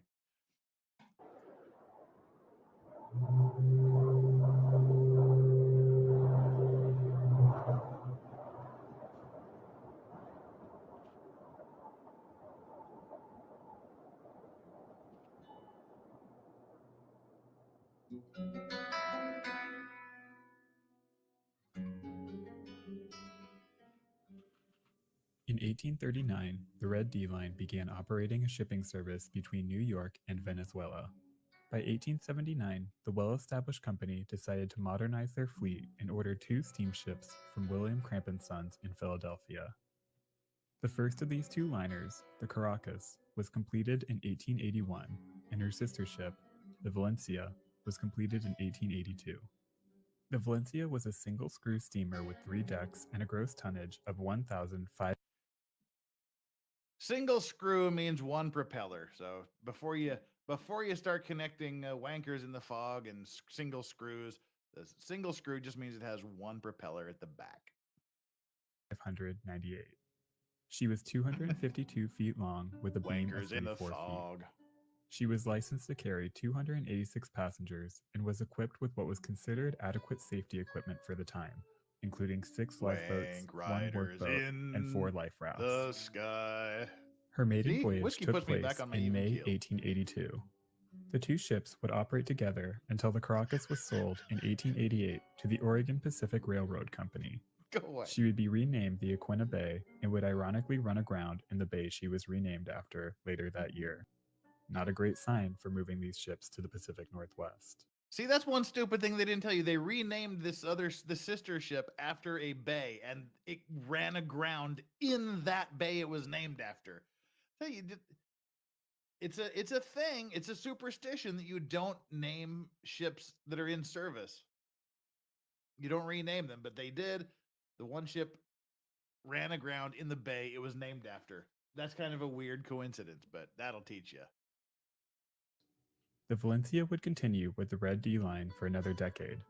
In 1897, she was attacked by a Spanish cruiser off Guantanamo Bay for not flying the American flag, but she escaped without any major damage. In 1898, she was sold to the Pacific Steam Whaling Company.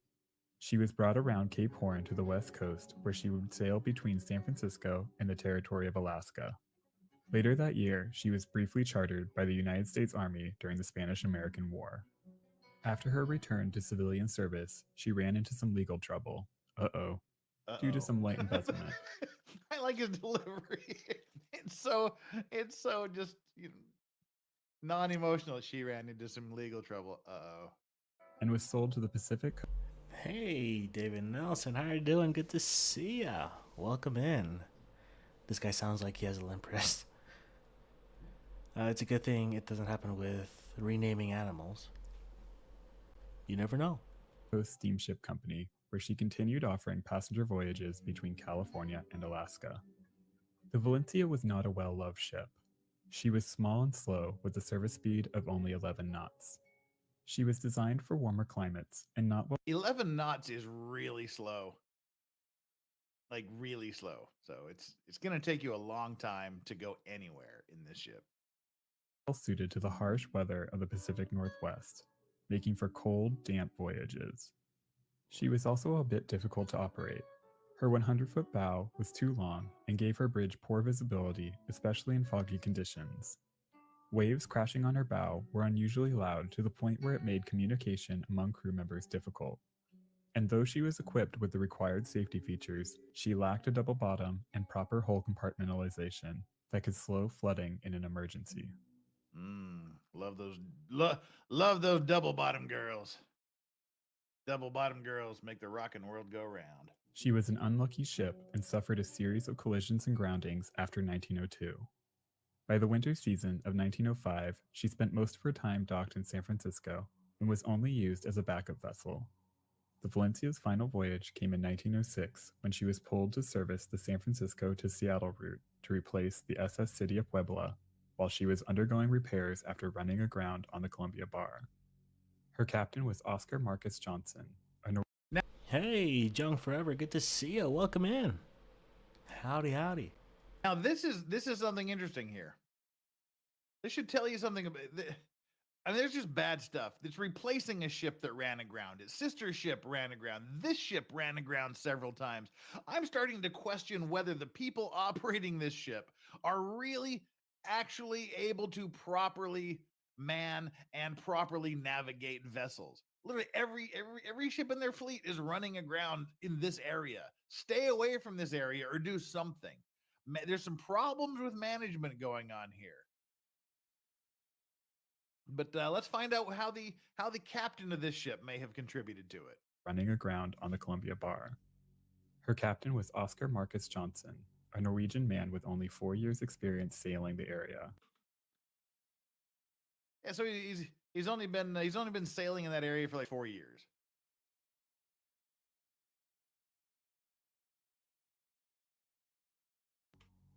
The ship departed San Francisco on January 20th with 9 officers, 56 crew members, and at least 108 passengers.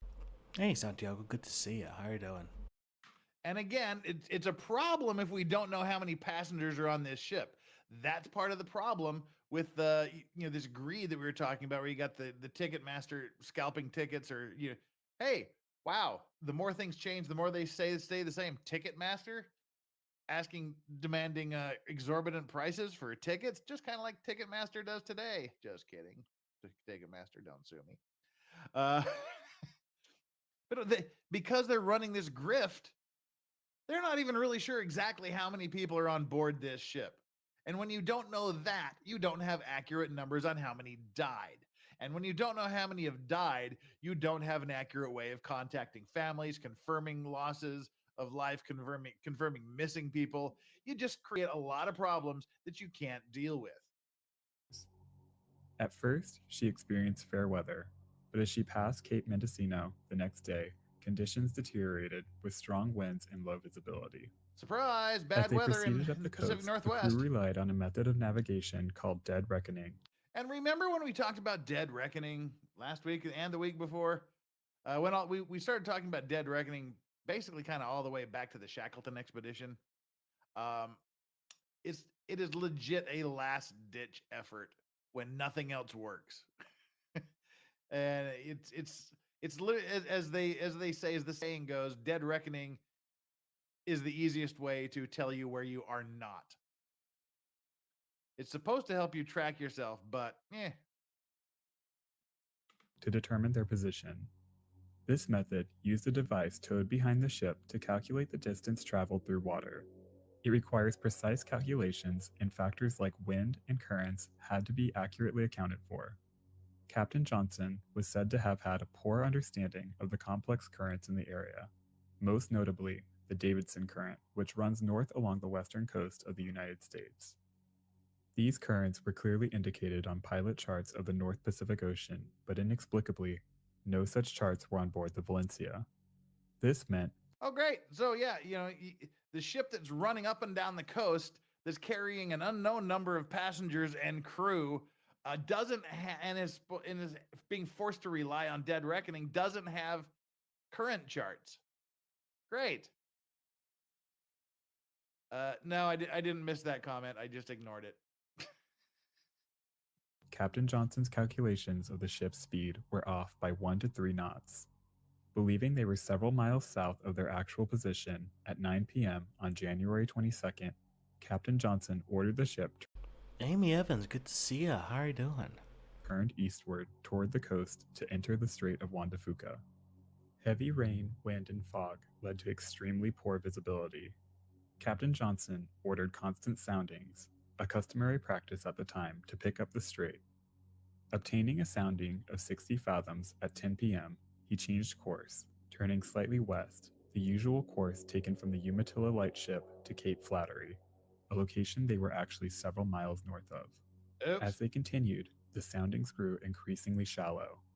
40 fathoms at 11:15, then 30 fathoms at 11:30. The rapid shallowing should have been a clear warning that something was wrong. You think you're running out of water? That should clue you into something is not exactly the way you thought it should be.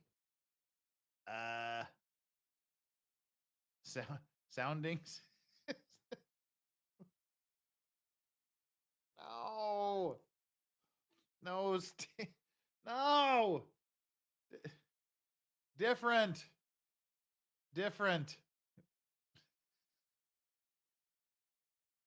Soundings are just taking the depth. Just checking the depth of the ocean around your ship. Nothing else. Whatever else is going on up here, put it out of your mind. You degenerate. And if you don't know what the Urban Dictionary version of sounding is, do yourself a favor and don't look it up. You'll regret it. By 11:35, Captain Johnson finally caught on that they were not where he thought they were. He changed course once again, but he still had no idea where they were. At 11:45, soundings gave an alarming 24 fathoms. Minutes later, Second Officer Pedersen, who was on the bridge with the captain, spotted a dark object looming dead ahead. No signal came from the lookout, who must have been asleep at the time. Pedersen alerted Captain Johnson, who ordered the wheel hard over, but it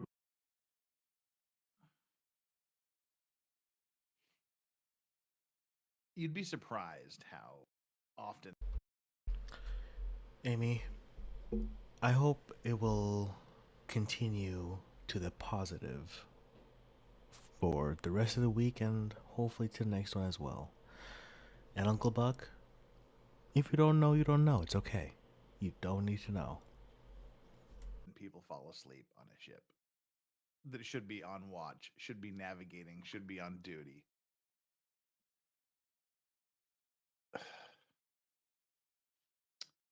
But yeah, what would have happened if this guy would have been awake, been paying attention, been doing his job?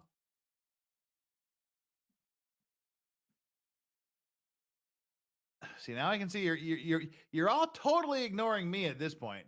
You've all just abandoned my particular ship and you're all swarming around Urban Dictionary when I specifically told you not to go look that up on Urban Dictionary.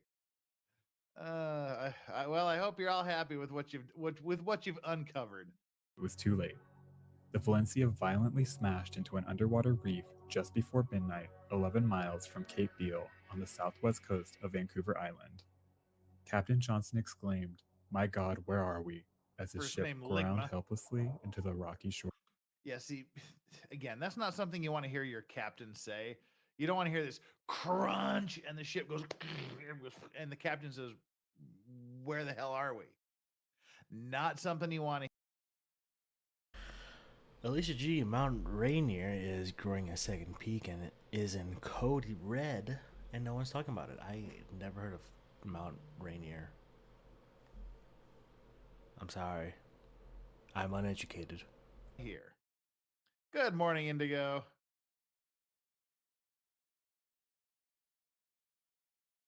Shoreline.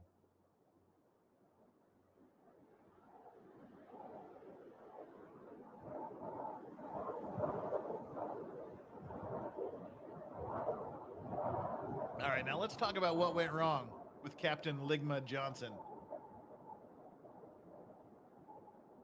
Sounding expert. The Valencia immediately began taking on water, reportedly 1 foot every minute. That's a Knowing lot the of ship water. would soon founder, Captain Johnson ordered her run aground to keep her from fully sinking. She ended up with her stern dug into the rocks and her bow pointing out to sea. Though they were less than 14 to 18 meters from the shore, they could not have beached in a worse area. Lighthouses were established in the area at Cape Beale to the north.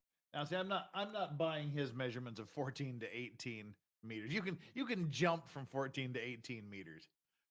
I'm sticking with the 30 meters here. In 1874 and Carmana Point to the south in 1891. But the stretch between the two lights was still woefully underprotected, and multiple ships wrecked in the desolate area every year. The coastline had no beach, just 30-meter cliffs that jutted directly out of the crashing waves. No, that was just me being a The jerk. Valencia's generator quickly failed, plunging the ship into darkness. She was not equipped with a radio to call for help, and it would be over 15 hours before anyone from the outside world would learn of the disaster.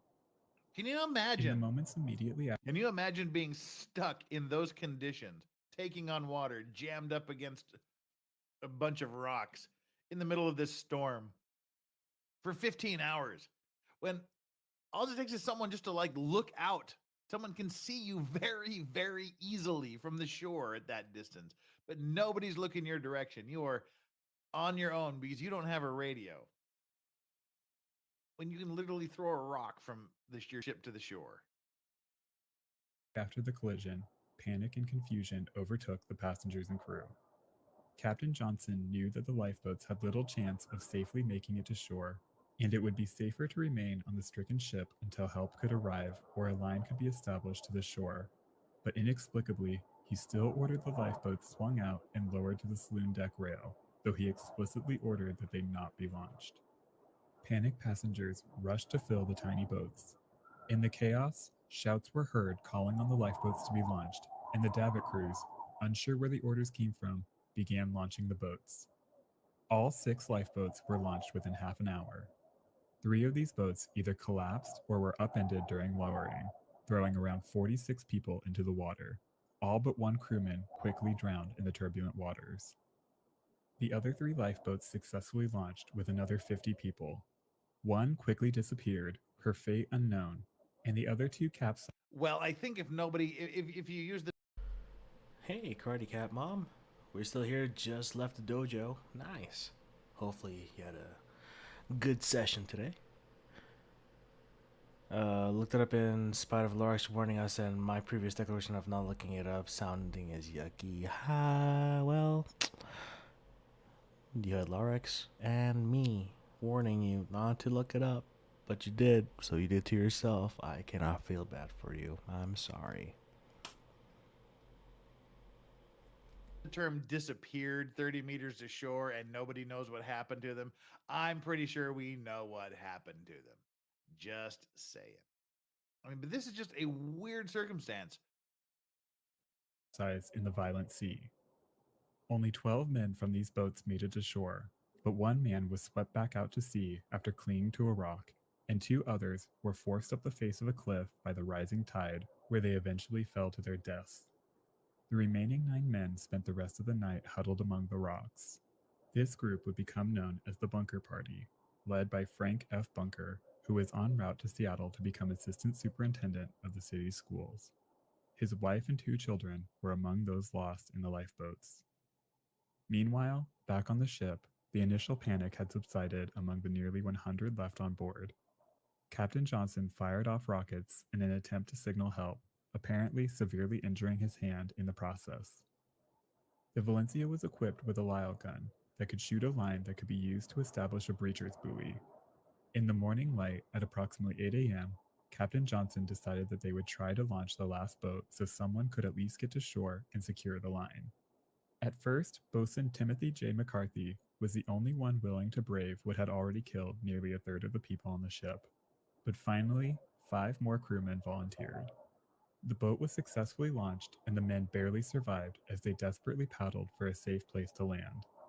They finally made it to shore at around 12:30 p.m., a full 8 miles northwest of the wreck. McCarthy and the other exhausted. See, that should tell you what the weather conditions are like. They had to go 30 meters to shore. 30 meters. And it took them 8 miles of drifting to do that 30 meters. That's some serious, serious weather. Men attempted to find a path back to the Valencia, but they couldn't find a way through the dense forest.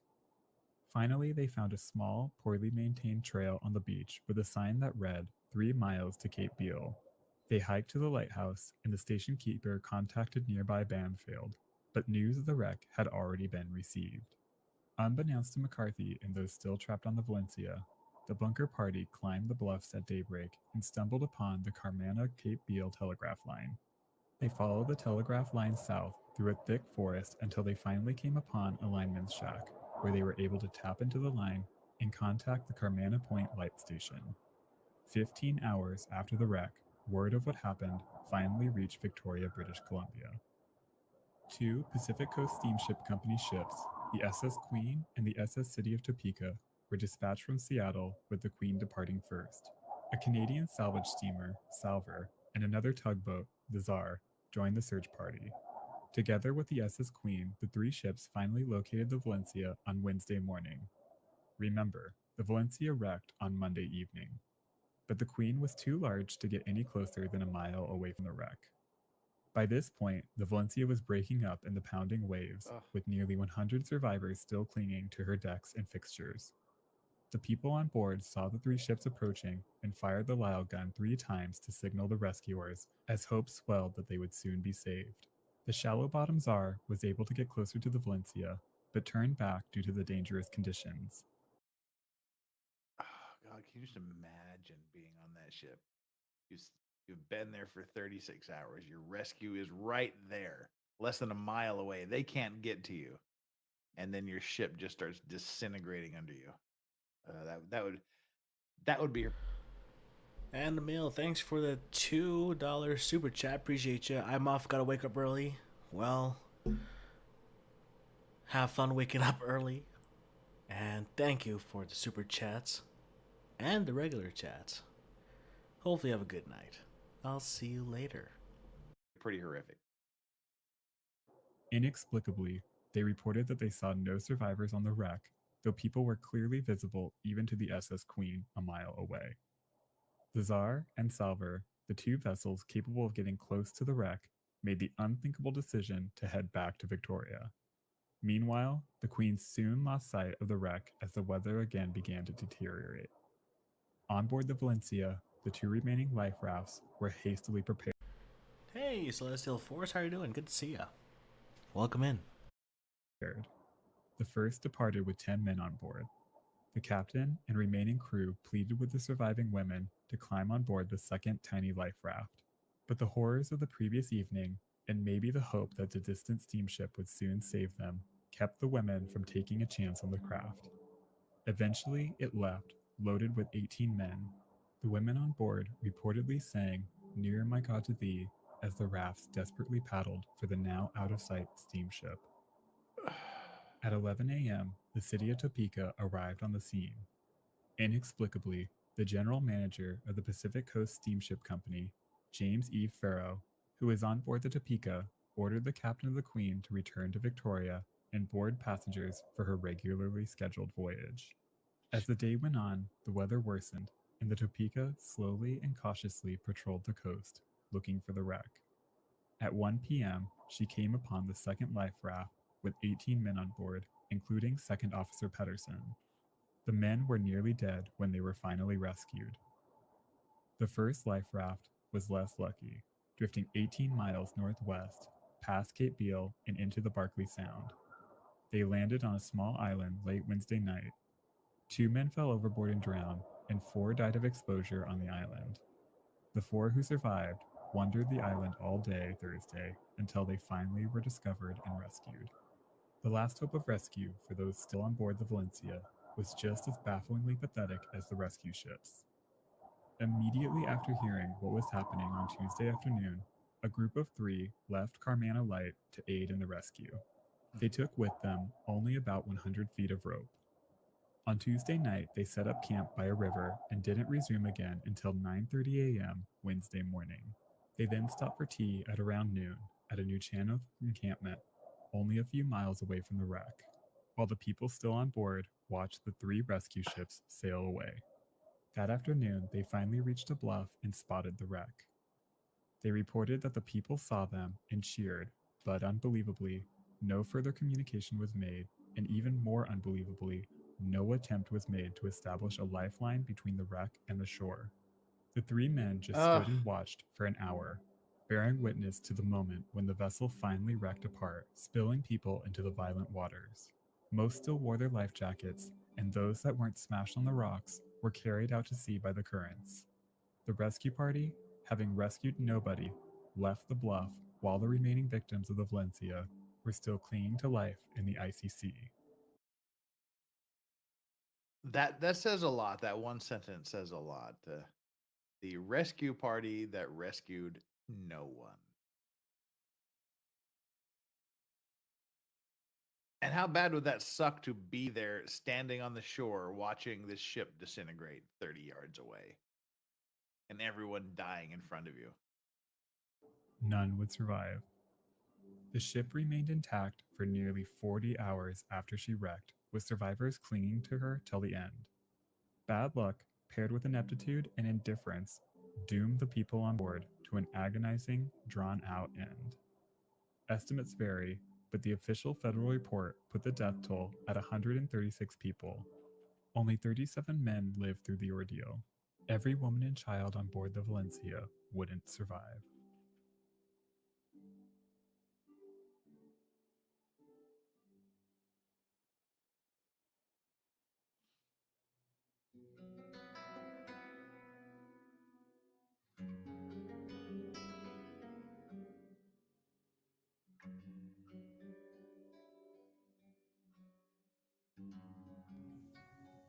Even before the wreck of the Valencia broke up, the press began covering the tragic story.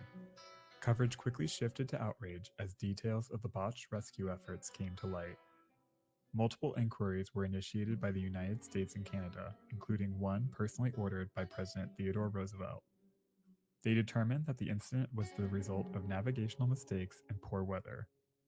The Valencia was equipped with adequate safety equipment, but the crew never carried out a lifeboat drill, no doubt contributing to the disastrous mistakes made launching the lifeboats. And though the inquiries were critical of the failed rescue efforts, they ultimately determined that the rescuers did what they could given the circumstances. The lack of life-saving infrastructure on Vancouver Island came under great scrutiny. Following the report's recommendations, a new lighthouse, Pachina Point, was commissioned and built between Cape Beale and Carmana Point in 1908. They also recommended the creation of a life-saving Melly, every Maritime Monday, we're time. What? Every Maritime Mondays, we're time to unlock new fear. Yeah, it happens. You guys wanted it, and that's exactly what you got. So let's go forward. Scott, I love it that you're rocking your dad's Maritime Monday hat or Maritime hat. It's awesome. I still have my dad's favorite shirt that I sometimes rock. Nice. That is awesome. Mine's a different bottle than his. So, because the same bottle, it was sold out, so I got a different model, but the same style. trail with regularly spaced shelters for shipwrecked sailors. The trail would be completed in 1911 and later became known as the West Coast Trail. Surf boats and additional vessels capable of rescue were also permanently stationed near the area. All of these provisions undoubtedly made the area safer, but the tragic missteps of the SS Valencia would go on to haunt the area for generations.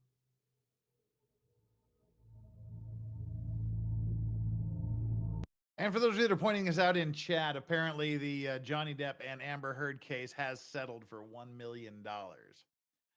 She's agreed to pay Johnny Depp $1 million for both of them to drop their respective appeals.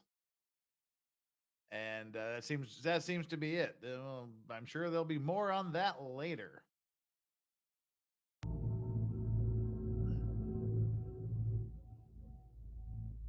And here we'll wrap it up with a little bit of the ghost ship idea. It was seen after it sank. Ghostly sightings of the Valencia started even before the deadly disaster came to an end. While the city of Topeka was on her way back to Seattle with the tiny handful of survivors, the ship briefly paused to relay the details of the tragedy to another passing vessel. A man stood on the ship's stern surveying the dark, misty waters. The horrors that took place only a few miles away were no doubt drifting through his mind. Suddenly, something in the distance caught his eye. There, in the low-hanging smoke that spewed from the Topeka's funnel, he could just barely make out the dark outline of another liner approaching in the distance. He turned to see if anyone on deck could help identify the vessel, but he found no one close. When he looked back, the strange vessel was gone. Soon the city of Topeka was again underway. The man wondered if what he saw was really another ship or just the fog playing tricks on his mind. Then, a commotion on the forward deck grabbed his attention. He ran forward to find the other men on deck pointing to something just off the port bow. His heart stopped when he saw what they were looking at. Running nearly parallel to the city of Topeka was another vessel that seemed to have come out of nowhere. The men on board the Topeka let out a horrified gasp when they drew close enough to make out the lettering on her hull. It was the Valencia, piloted by some unseen force. The Topeka attempted to signal the phantom ship, but just as soon as she appeared, she vanished in the rocks on the shore. 6 months after the disaster, a local Nuchana fisherman and his wife were exploring the shore of Pachina Bay when they came upon a hidden sea cave obstructed by a large boulder. When they peered inside, they saw a lifeboat with 8 skeletons, trapped floating in the watery darkness below.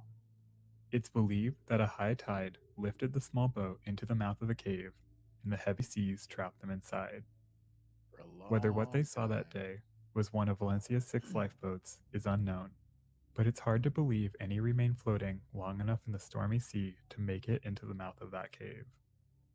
The Valencia was also just one of several wrecks in the area around this time. only a few months earlier, another vessel wrecked in almost the same spot, and a lifeboat involved in the rescue effort also went missing. So it's possible this doomed lifeboat could have actually come from another wreck. The dangerous seas made the cave incredibly difficult to access and made any recovery attempt impossible. But that wasn't the last or even the most amazing sighting involving one of Valencia's lifeboats. In 1933, a derelict lifeboat was found floating in Barkley Sound. When the lifeboat was pulled ashore and examined, a nameplate was still clearly legible. It was the Valencia's No. 5 lifeboat, somehow still in decent condition, 27 years after the disaster. The nameplate can still How be weird is found that? displayed at the Maritime Museum of British Columbia. How the tiny craft survived nearly 3 decades is a complete mystery.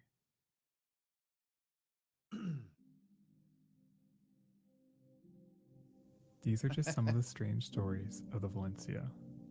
Apparently, at least for a time, whenever mariners in the area thought they saw a phantom ship in the dark mist, they would always say it was the Valencia, reenacting the deadly night she ran aground. There are even reports of ghostly lifeboats appearing in the distance, only to fade into the mist. Pieces of her wreck are still visible today, but the area remains difficult to access due to the rough terrain. The story of the Valencia lingers on. In an area famous for shipwrecks and watery death, her story stands out from the countless others. Her wreck likely kept many in the area awake at night, wondering if they could have done more. Ghosts are the lives we couldn't save. In 1906, death was closer, especially for those who ventured to the edges of the map. Accidents and disasters were more common. I wouldn't exactly call People died Oregon the young. edge of the map, but With so much yeah. uncertainty, it's hard not to look out into the fog and wonder, why am I here? When will my time come? Could I have done more? A shape forms in the darkness. Questions pile up unanswered, and the ghosts become real.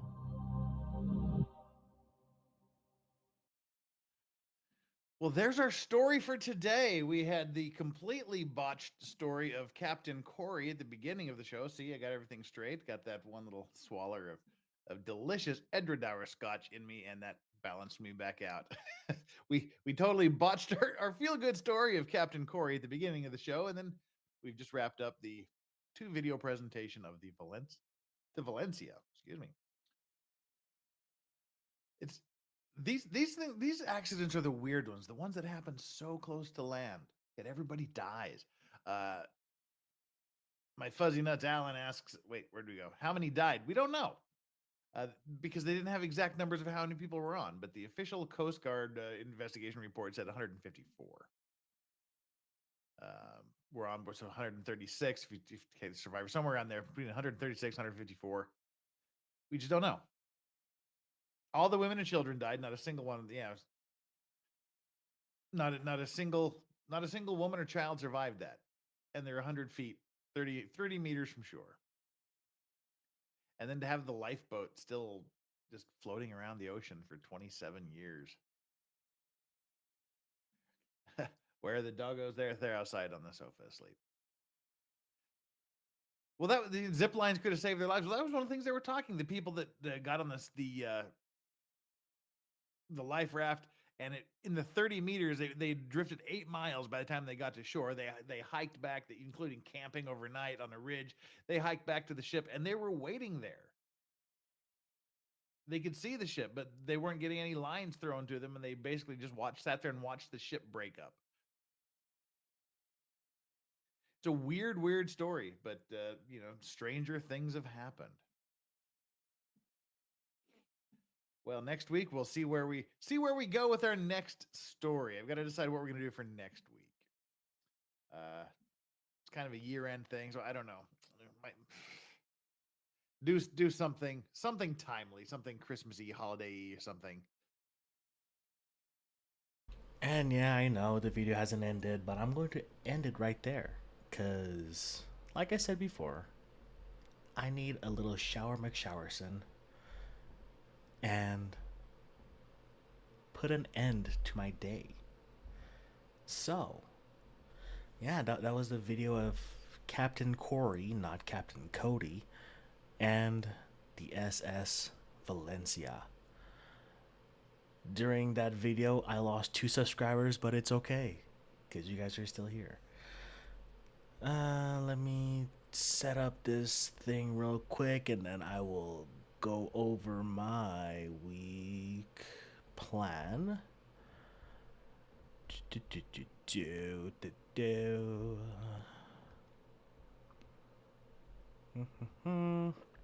Gonna send you to, where did it go?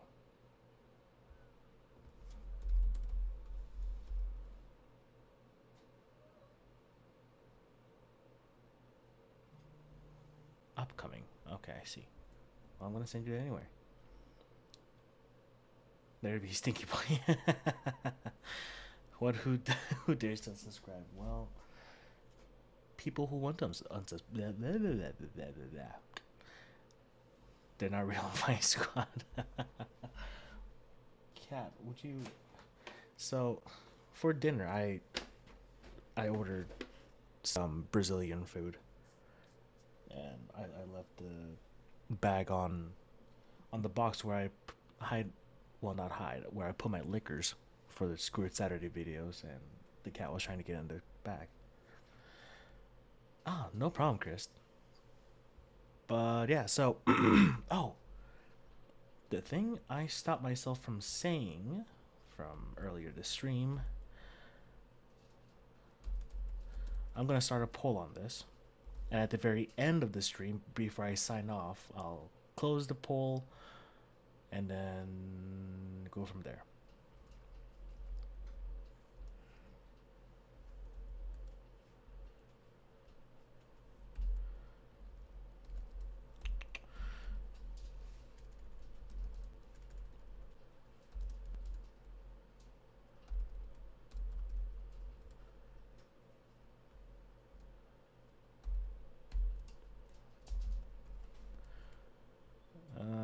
Okay, yes or no. Cool. So the poll is going to be, should I close the Legal Vices merch store and move it to the Vice Baby merch store plus some Vice Baby merch with it? Yes or no? If you say no, that means that I'll leave the Legal Vices merch store open. It'll still be there. It's either, should I keep it open and have it separate, or should I close the Legal Vices one and then add it to mine as I make my own merch store? That's the poll. So, I'm going to send you to experts.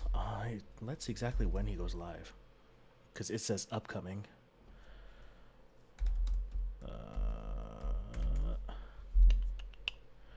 The expert live 8 p.m. It's 8:03, so he's probably playing around with buttons.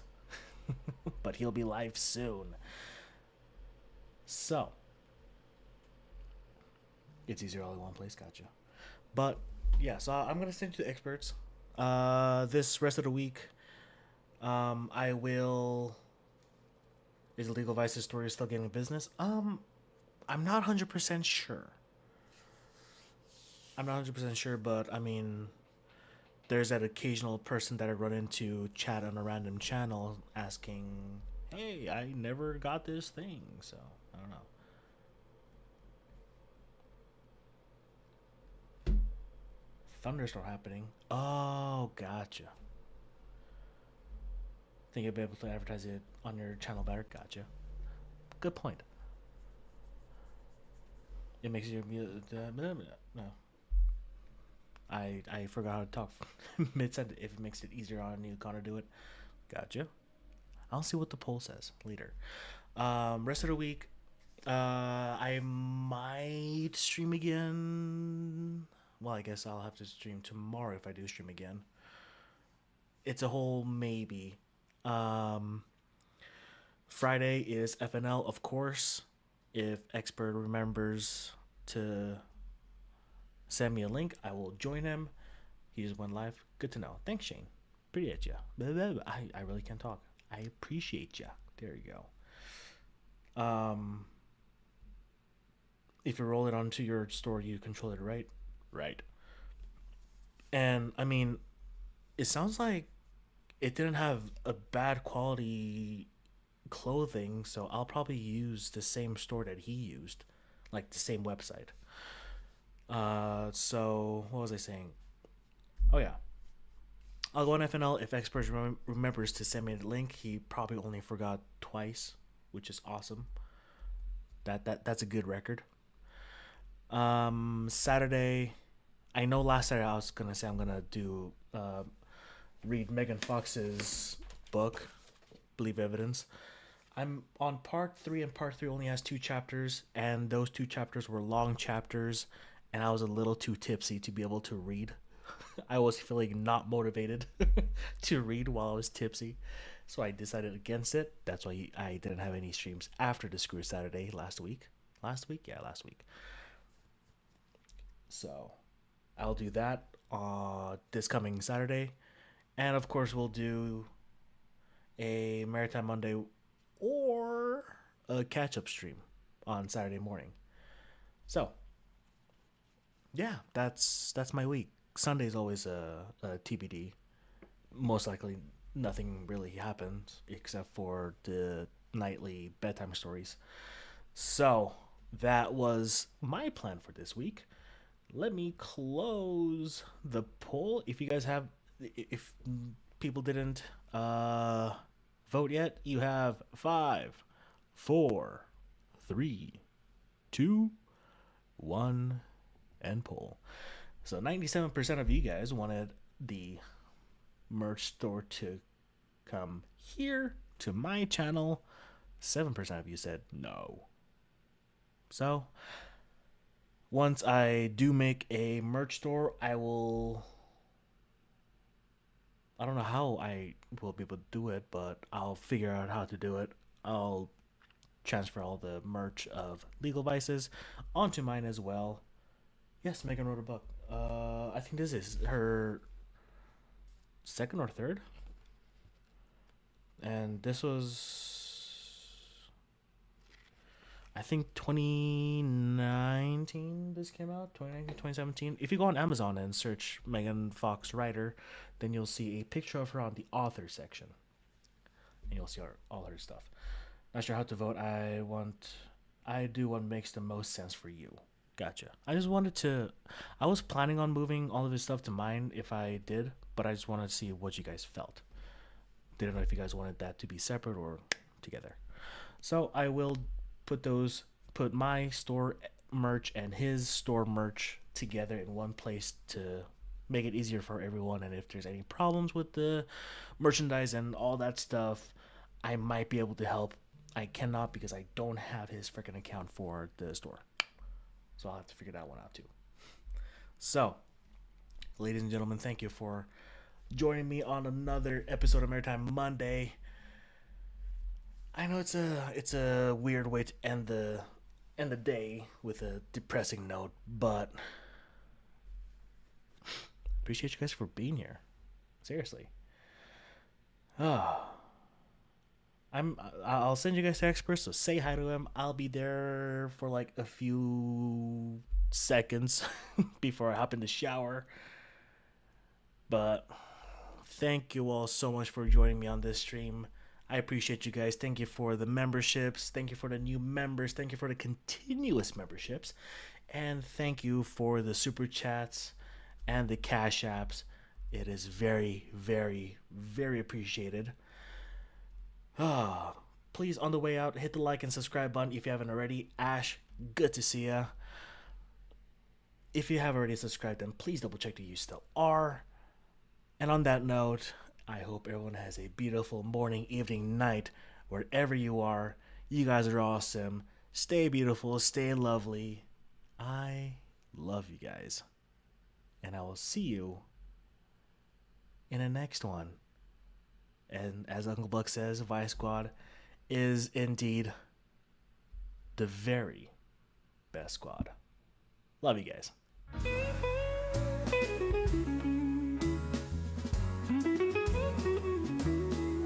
Well, that for this stream, but it's been so I'm subscribed to your channel. Thanks for hanging with us. It's been a Oh, awesome. I'm so glad. Keep it real, take it slow. Catch you next time when the vibes are ready to flow.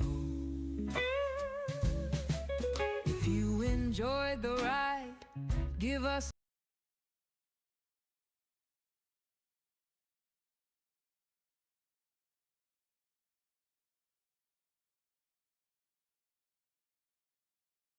a like, subscribe for the warmth, come back whenever you like. Until then, take it easy, don't rush, don't hurry.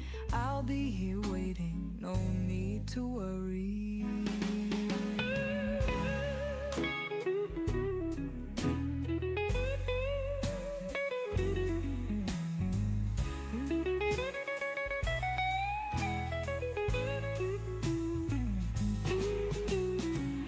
Vice, baby, always by your side. Stay cozy, stay calm, let the good times ride.